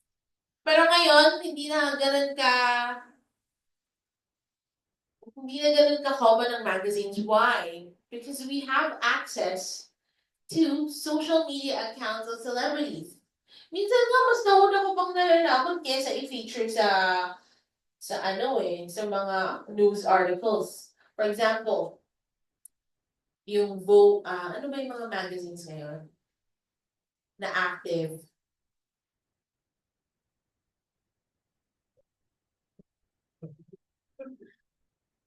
Ano yung, lagi lumalabas sa newsfeed ko eh. It's not Vogue, but there is Vogue Philippines. Mega Magazine, and there's another one that starts with letter P. So, like, ilalabas nila yun sa articles nila after for 10 hours pa. But if you're online, at follow mo na yung certain artista na yon, you're gonna find out the news faster. Right? So, kaya ngayon, wala na, hindi na uso yung mga magazines. Nowadays, you still make use of the radio, I guess, when you're driving. Kung wala kang data, so probably you can't access Spotify. But yeah, some of you still listen to the radio. And the thing about mainstream media, they are also accessible on YouTube, right? That's why pwede kayong manood ng replays. Yeah, so these are the sources that you could use in order for you to be more aware of social issues and news. Okay, now let's talk about the different types of speeches that you will be using in your speaking test. So first we have the memorized speech. So, hindi ibig sabihin nito, I'm asking you to memorize anything, all right? When we talk about memorized speech, this is just the bits and pieces of information that you need to memorize. Like the name of the university that you came from, the name of the company that you are working with or working at right now, okay? Or probably the places in your hometown, yung mga ganyang information na kailangan mong i-memorize, alright? But we're not saying that you should memorize any answer. Kasi, alam na alam ng examiner if memorize yung sagot mo. Kasi, sa una, tama yung grammar mo, tama yung vocabulary usage mo, and then kapag hindi na memorize yung sasagot mo sa task 2 tsaka 3, obviously, it's not consistent, right? And next we have the extemporaneous speech. Have you ever heard what an extemporaneous speech is? Or sino ba dito yung nakasali na sa extempo? Nobody? Yung mga nandito sa Zoom, most probably kasi etong si RG yata, teacher. Tama ba? Or it's a different RG? So, okay, so extemporaneous speech is when you are given a 5-minute or 3 to 5-minute preparation to talk about a particular topic. So, yun yung task 2 ng speaking subtest natin. Alright? Why? Because you will be given a 1-minute preparation time. Okay? After the 1 minute na yon, you deliver your speech. Pero 2 minutes lang naman ang required na time. So, pero dito kasi sa task 2, guys, hindi na to exchange of conversation. As in, yung iba kasi naninibago sa task 2. Parang nag-expect pa sila na tanungin isa-isa ng examiner yung mga nasa task card. But that's not how it goes. There's a task card. You're gonna read the questions. You're gonna be given a piece of paper and a pencil to write down notes. Not to copy the questions, okay? You're not going to copy the questions on the board or on the computer screen because the task card questions will be appearing in the whole duration of your task too. So, mag-waste ka lang ng oras if ililista mo pa yung mga tanong. The 1 minute is allocated for you to prepare your answers. Create an outline, write down keywords that you are most likely to forget. Okay? So, yun yung extempo speech, okay? Any questions? Impromptu. This will be used on task 3. Kasi dito sa task 3, right after asking the question, you have to come up with the answer.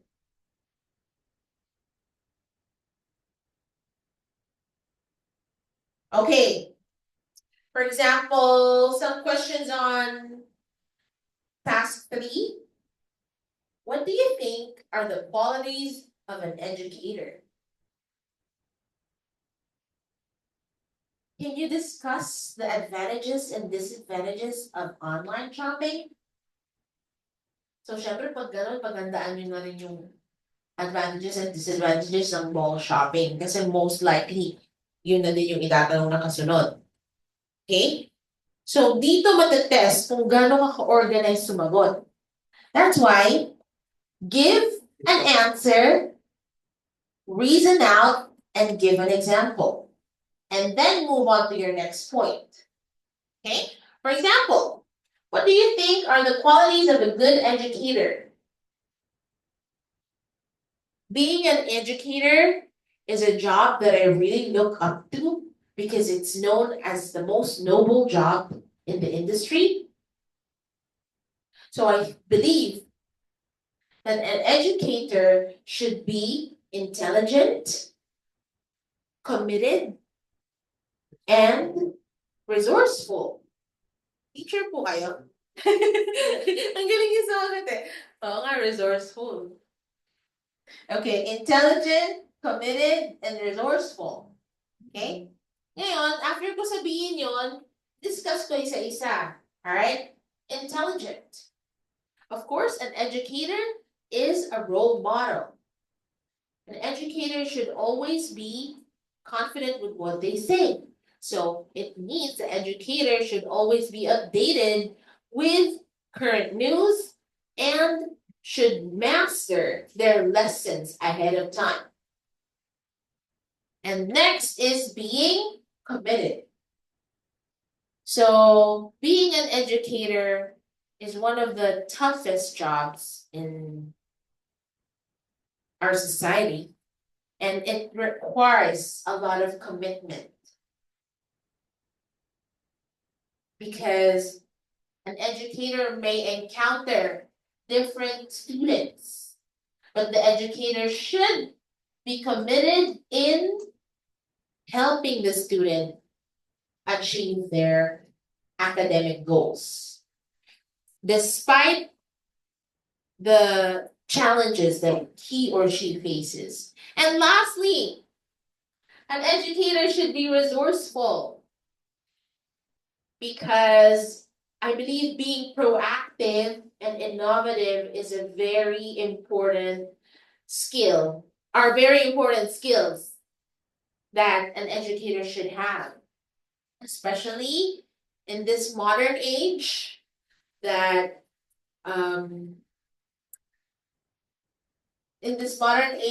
we need to consider a lot of different students with different walks of life. Ganun lang, okay? So medyo mahirap yung tanong pala na yun, dapat pala hindi na lang. Okay, but I think that's the way you should organize your answers, okay? Next.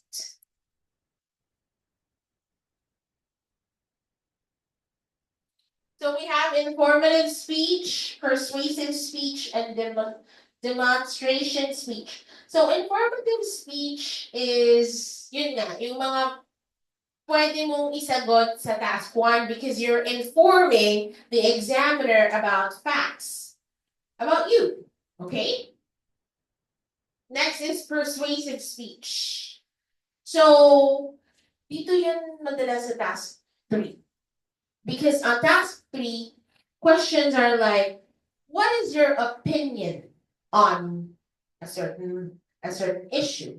Or do you agree or disagree on this issue? So you have to pick one side only and persuade the examiner na paniwalaan ka. Okay? So one way for you to sound persuasive is the tone of your voice and your commitment to your side. So pag nag-agree ka, make sure na agree ka all throughout. Hindi pwedeng nagbago yung isip mo sa kalagitnaan. Tapos bigla kang, oh no, I think I disagree.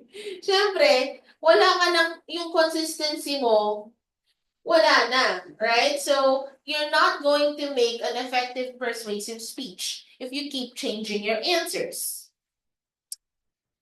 Demonstration speech, this is used when you are talking about your hometown.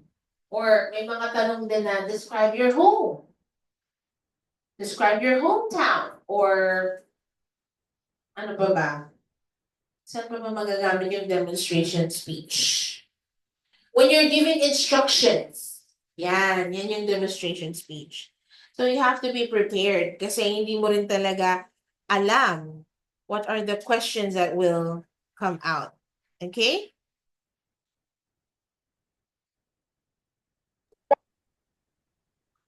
All right, so let's talk about confidence.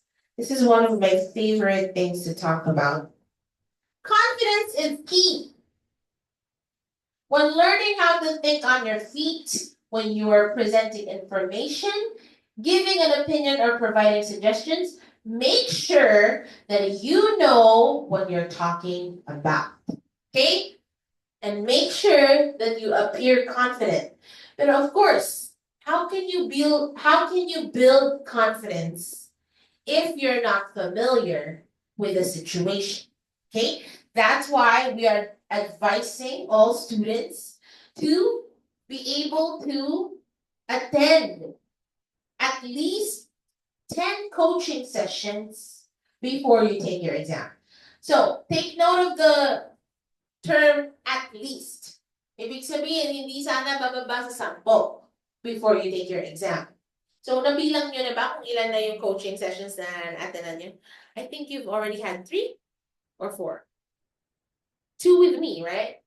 So, 1 with Sir Kevin? Oh, wala pa. So, second. So, tomorrow is your 3rd, right? Okay. So, we have here, I forgot your name. I'm so bad with names. I'm so sorry about that, okay? I think you've had 4 times? Okay, 6 more to go. And nakailang ka ng coaching session? 3 with me? With Sir Kevin, wala ka? Okay, so 7 more to go. How about the others? Are we halfway? Once pa lang. How about with Sir Kevin? Tomorrow is the day. Parang hindi ka sure. Alright, so how about people at the back? Once pa lang. 1 month na tayo dito, once pa lang. Then, just kidding. But maybe sometimes hindi kasi kayo available ng Thursday, no? Right? So, yeah, well, Iwas daw. bakit naman iiwas? Okay, well, it's very important for you to be able to attend coaching sessions. Why? Let me highlight the fact that during the 15-minute session that we have, usually kasi with me, it's like 20. Minsan umabot pa 30 minutes. I'm so sorry talaga. Because sometimes I do small talks with the students. But also, during your coaching sessions, mas personalized yung evaluation. At nakatutok lang sa'yo si coach. Alright? Either me or Sir Kevin. So, don't miss out the chance to have your one-on-one coaching session because it will build you familiarization on how the actual interview is going to go. And when you start becoming familiar with the situation, you start becoming confident eventually. Right? Kasi somehow, nababawasan na yung kaba. Alright? If you compare it to the very first time that you had a one-on-one interview with your coach. Alright? Meron nga akong bagong gagawin now eh. I don't think though if you're gonna agree, but if you cooperate with me, we can do something about it.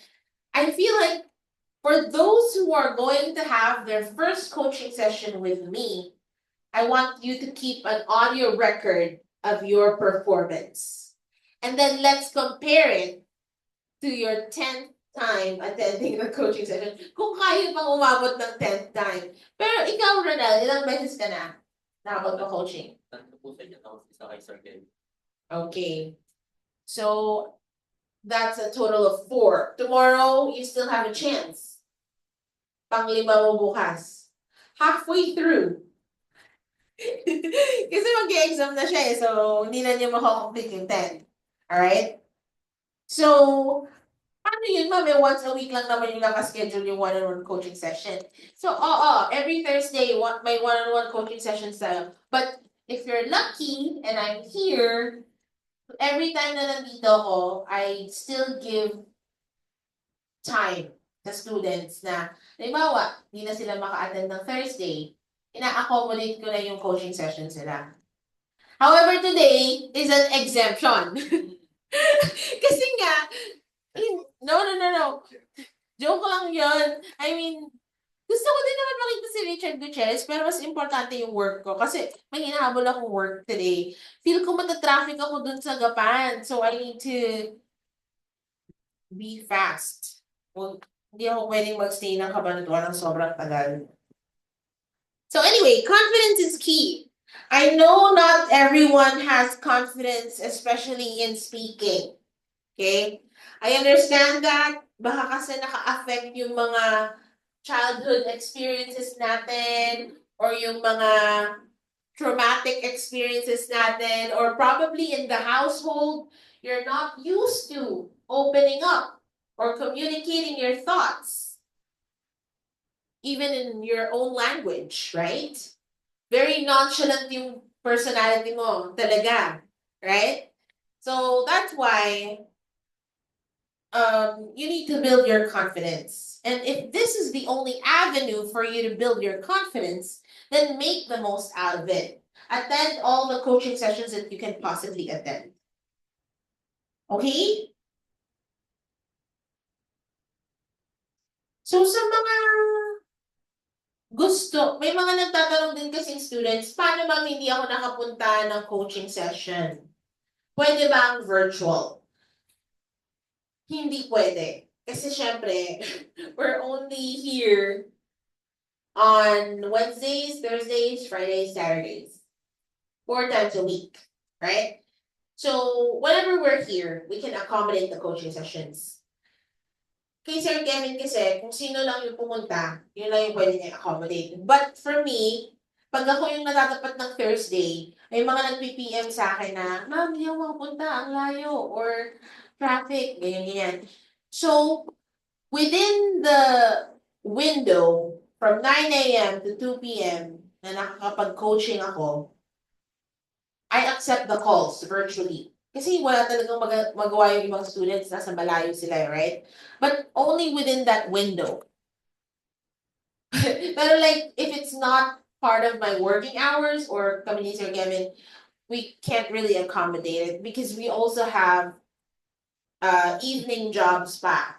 That's why whenever we're here and you have the chance to speak with us, then grab that opportunity. Okay? And one thing about confidence is that you can fake it. Have you heard the term fake it till you make it? That is my mantra actually. Because I used to be a very timid person. Like I used to be very shy. But because of my experiences and exposure to certain speech competitions and siguro my circle of friends also affect the way I am right now. I have learned that you can actually fake being confident because it all happens in the mind. Okay, you have to train your mind actually, because your mind will tell you you can't, but your mind can also tell you that you can. You just have to choose kung alin doon yung you will allow to manifest. Okay? Law of attraction. Do you know the law of attraction? If you don't know it, Google it. Okay, so fake it till you make it. The very first time that I attended this lecture here as a lecturer, hindi rin ako confident, but I needed to appear confident because if I don't appear confident, you can't trust me, right? The examiner can't trust you if you are not confident with your answers. Okay? That's why confidence is very important. Hindi nyo alam when we're I think this is something personal. Hindi ko kasi alam si Sir Kevin laging confident kasi yun eh. But me, whenever I encounter new students in the classroom, I don't show it, but sometimes I feel a bit anxious also. Because I'm also thinking, what is this person's perception of me? So it affects my confidence, but I have to fake it. I have to make it seem like I'm not affected by that. Okay? So that's what you're gonna do on the day of your interview. Even though medyo masungit yung demeanor, yung aura, the examiner, pretend like you're not affected by that. Just smile, still have positive vibes, because it actually works. It worked for me, for a lot of other test takers, so it might as well work with you. Work out for you. Mali pa tayo sa prepositions. Okay. Another tip is to relax. As I said earlier, iba ang galaw pag kalmado. Alright? When you're calm, you can think more straight. When you're calm, you can breathe better. Okay? Kung mapapansin nyo, pag ninenervyos kayo, it manifests on your whole body. Alam niyo ba yung anxiety attack? Have you ever seen anybody with an anxiety attack? Because I've seen someone, and I've experienced anxiety attacks myself. Okay? So an anxiety attack is when you're undergoing so much pressure, stress in your mind. Kahit na wala ka namang sakit, like wala ka namang problema sa lungs, or probably wala ka namang cardiovascular problem. But when you're too anxious, your brain signals your body to act that way. Okay? So a person who's undergoing an anxiety attack can't breathe properly, palpitates, and like hindi nagpa-function yung normal na function. Okay? So it's because of so much stress and pressure sa isip niya, which then affects physically. It manifests physically. That's why you have to relax. Okay? How can you relax when you're there in front of an examiner who's about to assess everything you say from the moment you speak? Well, one way is take deep breaths. Inhale, exhale, make sure that you're looking at the examiner. Huwag tingin ng tingin kung saan-saan because it's gonna distract you even more. And another way is to clench invisible muscles. Okay? So, I just want to inform you na dun sa virtual interview, naka-on yung webcam, ang kita hanggang dito. Okay? So your hand movements, your gestures, your body, your upper body, yung pag-slouch mo, or yung ibang facial, well, yeah, the facial expressions, given na yun, makikita yun. Well, lahat, from here up to here, kita lahat ng galaw mo, okay? So that's why you have to clench your thighs. Ito yung thighs, okay? You can clench your muscles. Just make sure na hindi yung fist mo yung i-clench mo, because it might seem like baka galit ka kay examiner or ganun, okay? Don't clench your fist. Just clench your biceps or your feet. At least yon hindi yun kita sa webcam, okay? So those are some tips on how you can relax. Another tip is listen. Sometimes when you're very nervous, you can get easily distracted. But the key here is in every subtest, listening, reading, speaking, writing, you need your laser focus in IELTS. That's why wag kang mag-e-exam ng gulo, or uhaw, or naiihi, or may any physical condition, or masakit ulo, because it will highly affect your focus. Okay? Minsan, when I was taking my listening mock test, may times na lumilipad yung isip ko, like I'm daydreaming. So I realized, hindi to pwede. Buti na lang nangyari yun nung nasa mock exam ako. And then there was another experience that I was really hungry and I took the mock test. At 3 hours yun na consecutive. So I was like, so sa susunod pala, I should eat breakfast. I mean, during the day of the exam, make sure that you eat breakfast. Okay?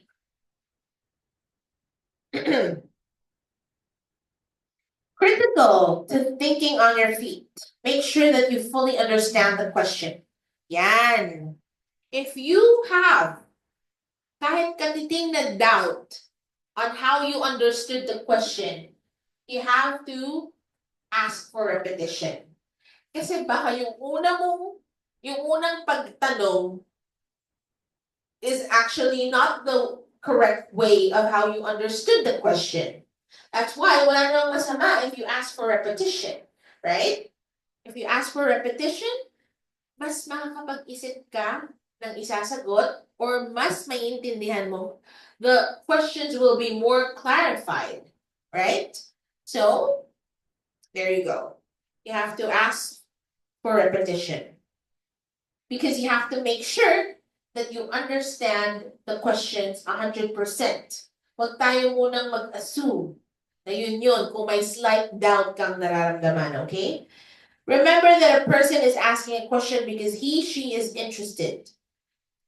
So, yes, so the examiner is actually interested to know about your answers. And of course, wants to know how well you can answer them. Focus on the examiner. Huwag kung saan-saan tumingin. Well, isolated naman yung computer room, yung speaking room dyan. So, definitely, wala ka rin naman ibang titingnan. It's just you and the computer. 3, have the question repeated. Just by simply saying, can you please repeat the question? Use stall tactics. Don't just blurt out the first thing that comes to your mind. Yun yung sinasabi ko kanina, na isipin nyo muna kung yung sagot nyo is going to put you in a good spot, or is it gonna put you in a hot seat? Kasi baka mamaya, hindi mo pala kayang panindigan yung sagot mo. That's why it's very important for you to think if that answer is going to be the best answer that you could come up with, okay?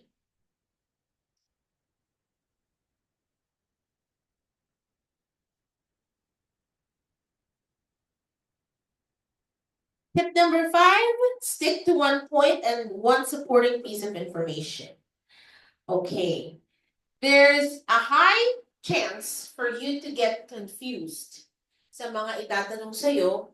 At minsan, you might question yourself, do I really agree on this or do I disagree on this? But if you're the kind of person who is decisive, maganda yon. Because then, hindi ka pabago-bago ng opinion, right? So, make sure that if you choose one opinion, you make sure that you are going to be consistent with your answer from the beginning, mid, and at the end. Okay, task 1. Always remember that first impressions last. That's why, galingan nyo na agad sa task 1 pa lang. Know what to expect. Questions will revolve around you. Okay, wait lang guys. That's that.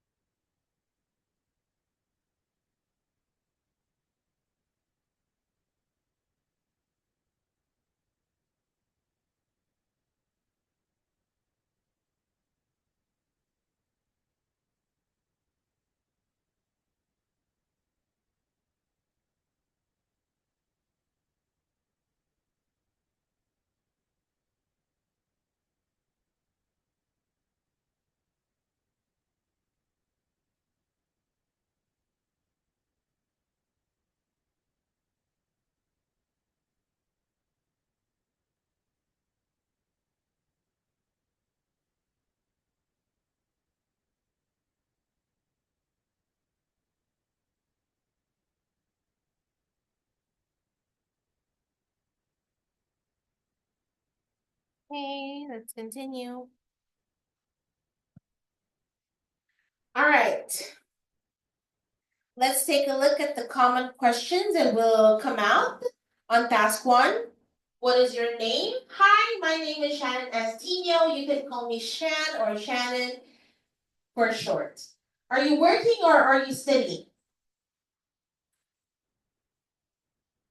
So if you're working, you can simply say, I'm a nurse. I've been working as a nurse for 2 years now. And I work closely with nursery patients. Okay. Are you studying? Yes, I'm currently studying. I'm taking up Bachelor of Arts in English. I'm on my 3rd year. Yeah, okay na yan. You don't need to add anything. Do you live in a house or in an apartment? I live in an apartment.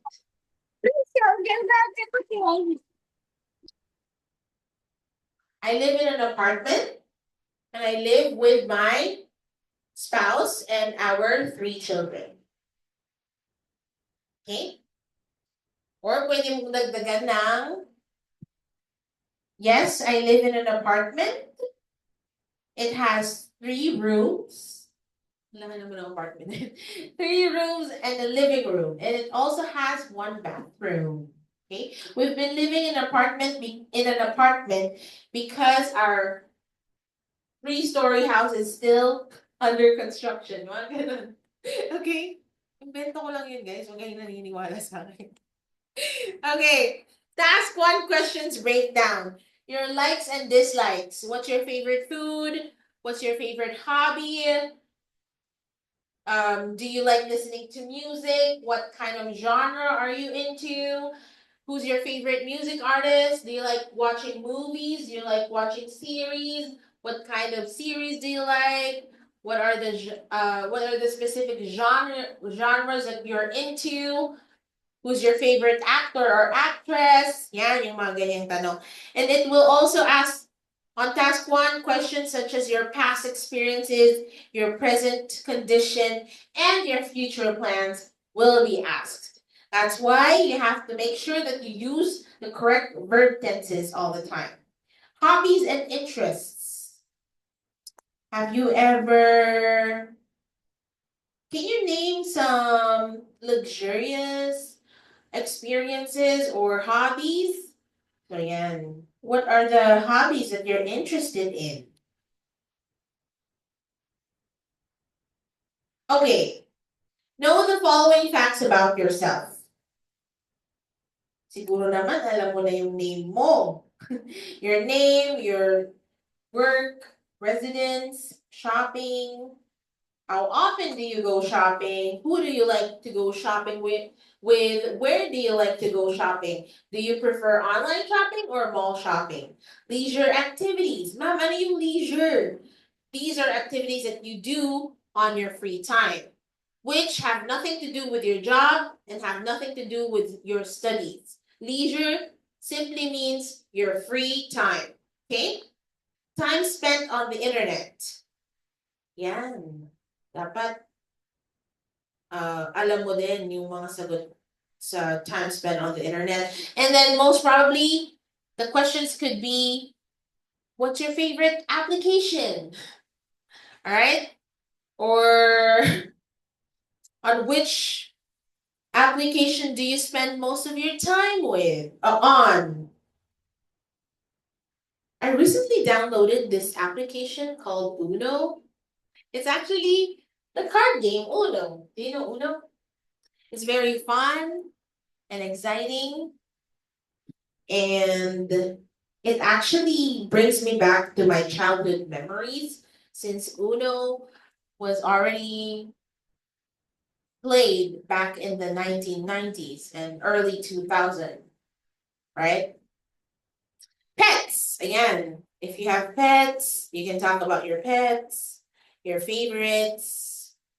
And these are all the other list of questions that you should be familiar with. What are you studying? What's your major? Why did you choose that subject? What do you find most interesting about your course? What is your favorite subject?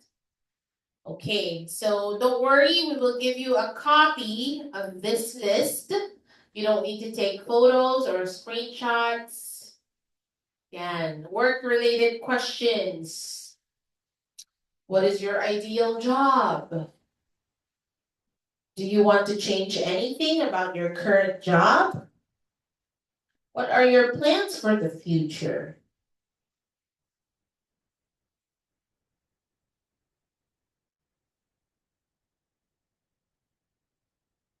Okay.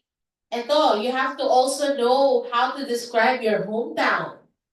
Kasi marami akong estudyante, hindi nila alam hindi nila alam i-describe yung hometown nila. May mga questions pa dito na, if you were going to invite your foreign friend to visit your hometown, where would you take him or her? So, saang lugar daw ba pwedeng i-welcome ang isang foreigner sa hometown mo? Ako yung hometown mo ang Cabanatuan, I would invite my foreign friend to prison. It's a partying club, ganyan. Or questions such as, where are the historical places in your hometown? O alam niyo ba yung historical places ng hometown ninyo? Ngayon pa lang, dapat alamin niyo na yun. Alright? So next, for your free time, holidays, do you know the different holidays in the Philippines? Places to go in your free time. Transport. Ayan, isa din yan sa mga common topics. What do you think you can do about the transportation issues in your country? How do you think you can how do you think your country can resolve the traffic congestion. Ganyan, okay? Shopping, your neighborhood, sports and games, reading. Ito, very common din tong set of questions na to. What's your favorite book?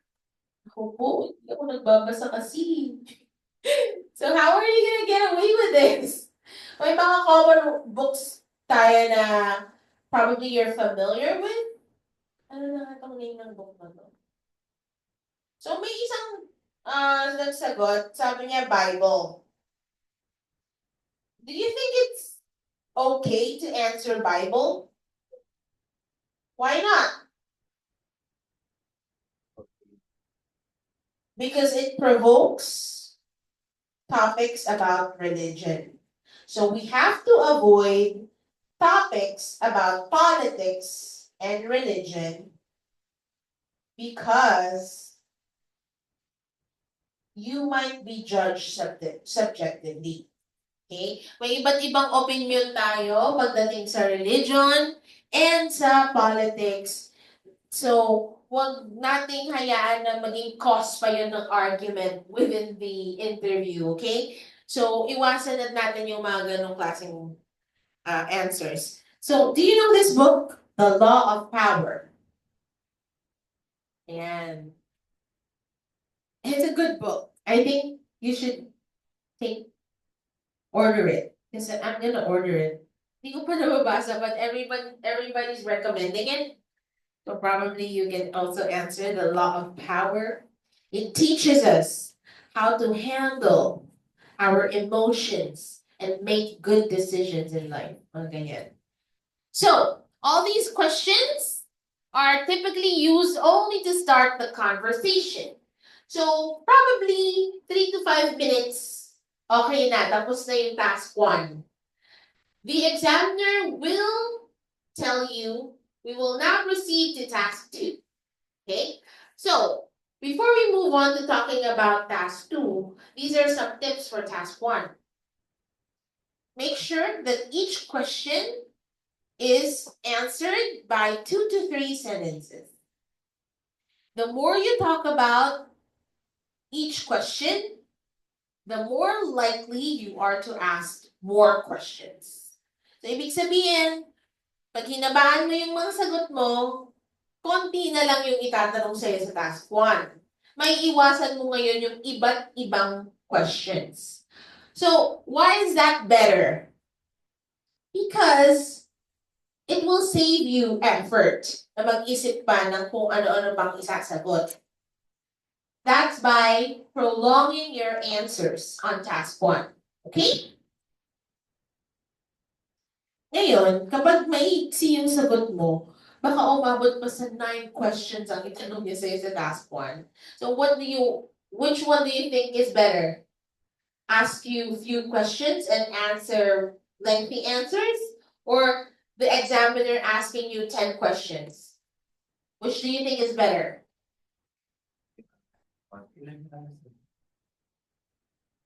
Yes? Yun na lang po. Because it saves you effort and it also, hindi time, kasi talagang mag-aalat po sila ng 4 to 5 minutes per task eh. It saves you from making mistakes. Okay? Task 2. All right.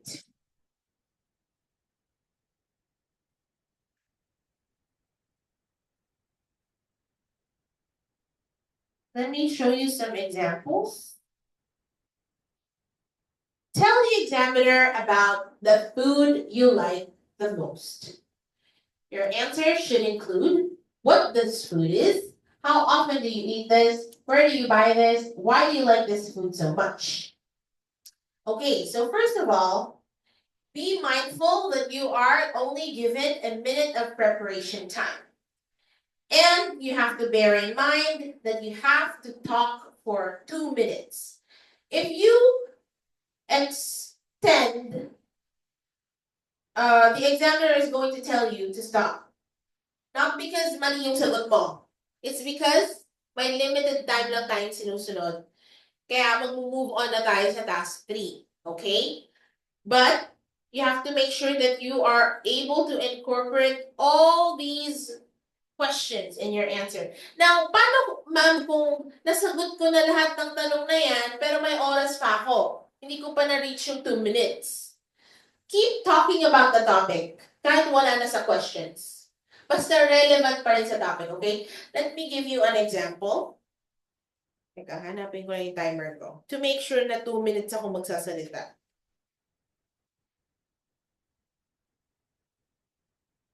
So, as you can see, I have a 2-minute timer. Let's answer this question. Mag-iisip mo na. So, 3, 2, 1. I do consider myself as a foodie. I love trying different kinds of cuisines, except from Japanese cuisine because I'm not really inclined to eating raw food. But top on my list as my favorite food is definitely pasta. I really have a big appreciation when it comes to Italian dishes. And I could eat any kind of pasta, whether it's lasagna, bolognese spaghetti, pesto, carbonara, and other kinds of pasta. I would eat pasta once a week because sometimes I get tired of eating white rice all the time or Filipino dishes. That's why once a week I want to eat Italian food. I would buy the ingredients at the grocery store or at the supermarket because I like my pasta homemade. I love a generous amount of ingredients. That's why I would prefer cooking it by myself. I like this food so much because there are so many different ways on how to cook it. And I like it so much because pasta is a kind of dish that my mom and I both enjoy preparing and eating together. That was one of our pastime activities when she was still alive. And whenever I eat pasta, I am reminded of her and the fun memories that we had together. So 2 minutes na yun. Ang dami mong sinabi pero 2 minutes pa lang yun. Right? That's why you have to practice. Okay? Kwento mo na lahat ng gusto mong ikwento hanggang sa stop ka ni examiner. Okay. Ano pa? Describe an expensive activity that you enjoy doing occasionally. Expensive activities. Give me an example. Playing golf. It could be expensive because I think you have to be a member of a golf club before you have access to it. And definitely, wala ka nung, siguro, ang mahal ng mga golf clubs, right? Yung pang ganun. And then, what else? Yachting. It's an expensive activity. Because if you don't have a yacht, you can't go yachting. But these days, we do have those rentals. Like, it's a 2K rental per person. 2 big Zambales, right? But it already has complimentary dinner. And it's a 2-hour cruise. So I think 2K would, compensate for the experience. Pero ako hindi ako masyadong excited dun because I easily get seasick. And I've experienced yachting a lot of times in the past. Uy, ang yaman. I'm just kidding. Totoo din pala. Because when I lived in the country in the past, na common lang ang yacht doon. So it wasn't a luxury in that specific country. But here in the Philippines, it is a luxury, right? What else? Yachting, golfing. What else? Dining at a fine dining restaurant.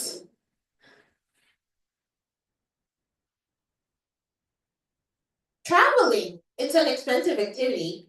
Traveling abroad or out of the country, right?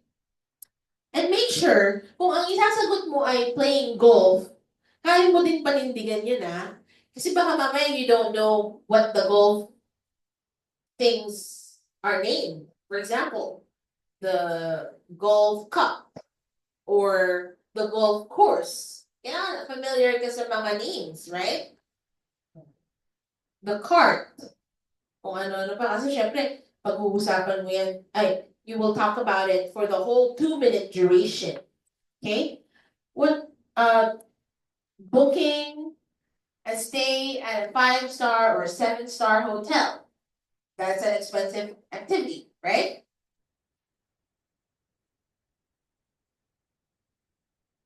Subjective ba yung sagot dito? Describe an expensive activity.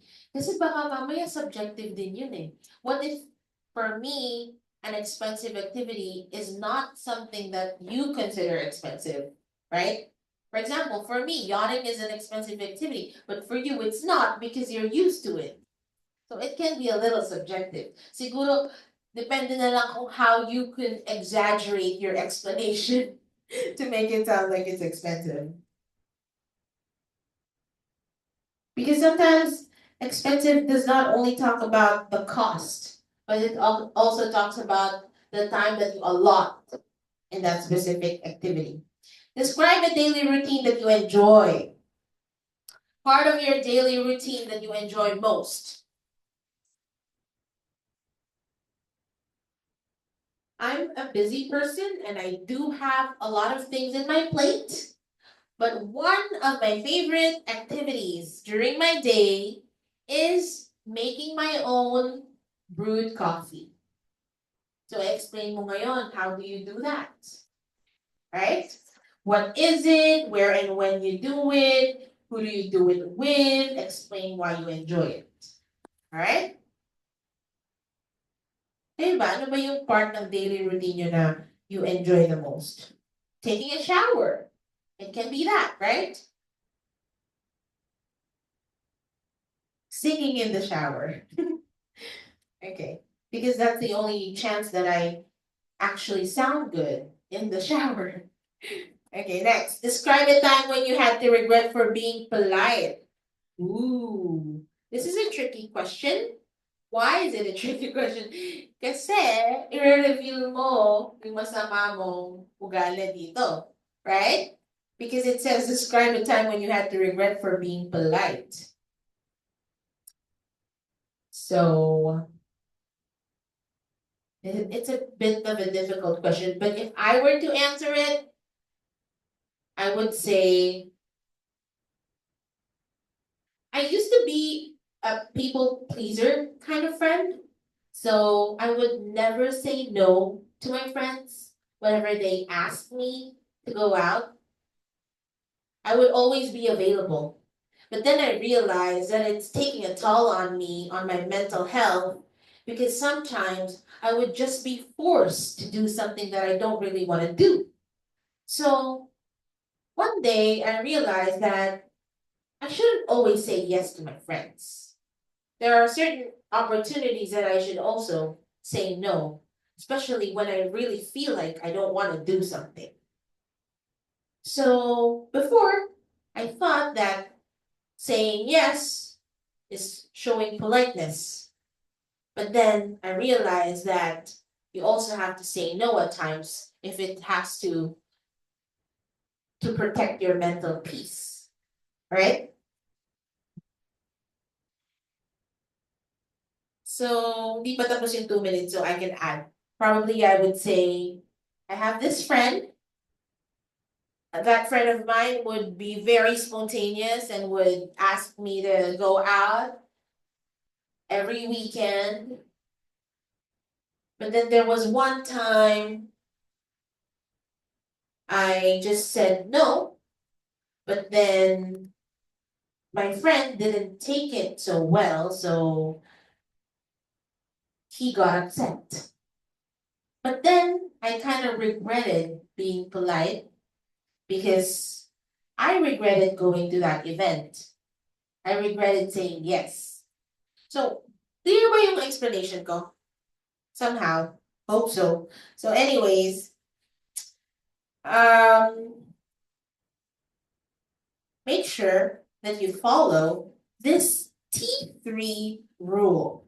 Tell them what you're going to tell them. Tell them what you told them. Meaning, just be talkative. Okay? During your task 2. Kasi hindi mo rin alam kung tapos na ba yung 2 minutes. The examiner is just gonna tell you, alright? Tapos mag-proceed na siya sa next question. Okay? Once na kinat off ka na niya, pag kinat na niya yung sinasabi mo, ibig sabihin nun, okay na. You were able to speak for 2 minutes. So, mas okay yun kaysa sa konti lang yung nasabi mo tapos hindi ka niya in-interrupt, right? Avoid generic introduction to part 2. Alright, ayan yung mga generic introduction. Today, I'm going to talk about, or uulitin mo lang din yung task question. A time when I regret for being polite. Okay, yun yung mga generic introduction. Pwede mong gawa ng konting sarili mong introduction. And lastly, I'm going to discuss this briefly before we end today's discussion in 15 minutes. The two-way discussion. So, balik na tayo sa question and answer portion. Okay? You will be asked questions which are related to the topic on the previous task. Okay? So, ibig sabihin kung ano man yung, ito yung sinasabi mo, may theme yung mga questions. Alright? Questions on task 1 and task 2 will most likely be related to the questions on task 3. However, don't expect them to be as easy as task 1 and 2 questions, because definitely on task 3, questions will be more abstract and complex. This is to assess how well you can use various kinds of vocabulary and lexical resources, and how well you can handle different kinds of situations. Okay? These questions are more difficult than the questions asked in task 2. That's a fact. Questions are usually abstract, which makes it more difficult. Ano ba yung ibig sabihin natin dito? Simple lang naman yung tanong. Let's say the topic is about friends. Okay? Then suddenly on task 3, the question will be like, as you know, asking advice from someone is depending on the person. So if you had the chance to ask an advice from someone, would you consider asking an advice from a friend, a family member, or a stranger? Have you ever had a similar experience? Explain your answer. Ganyan yung mga tanong sa task 3. Okay? So, lengthy din yung mga tanong because they are actually meant to confuse you. That's why you have to have laser focus when you're listening to the questions, okay?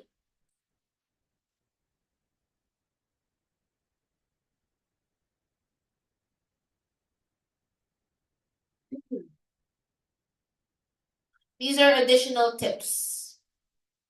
Listen to the questions carefully. Courtesy matters.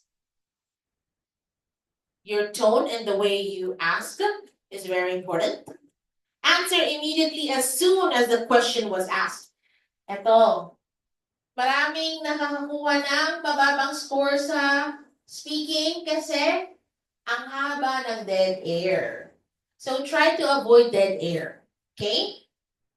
Again, you will be able to easily anticipate questions and generate answers if you are used to the situation. Okay? Answer the questions directly and make sure that you have explained your answers in detail. So, bago ka mag-expound ng answer, wag yung paligoy-ligoy yung sagot and then sa dulo mo sasabihin yung sagot mo ha. So, umpisa pa lang, clarify your answer. Do you have a pet? Yes, I have 3 dogs. Namely, Cookie, Brownie, and Blackie. I've had them since 5 years ago. I got them during the pandemic. And ever since, my life has changed. Mga ganun, okay? So yun, I directly answered the question and then saka na lang ako nag-add ng additional information on the latter part. Speak as if there is no tomorrow. You do not want to be asked so many questions. Okay? So, kwento lang ng kwento. As long as your answers are relevant to the question. Baka kasi mamaya, kwento ka nga ng kwento, hindi naman na related dun sa question or sa topic. So, you have to be careful not doing that. Alright? Always aim to expound.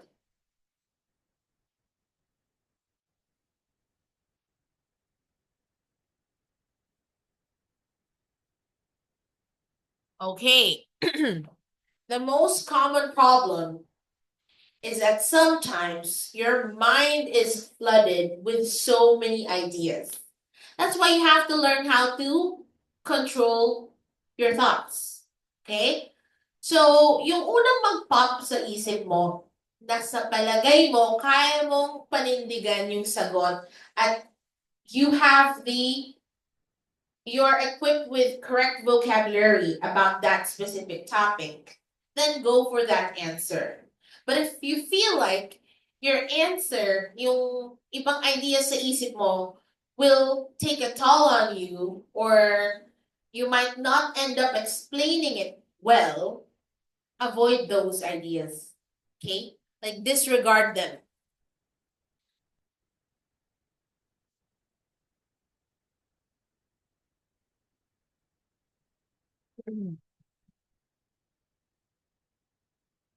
Okay.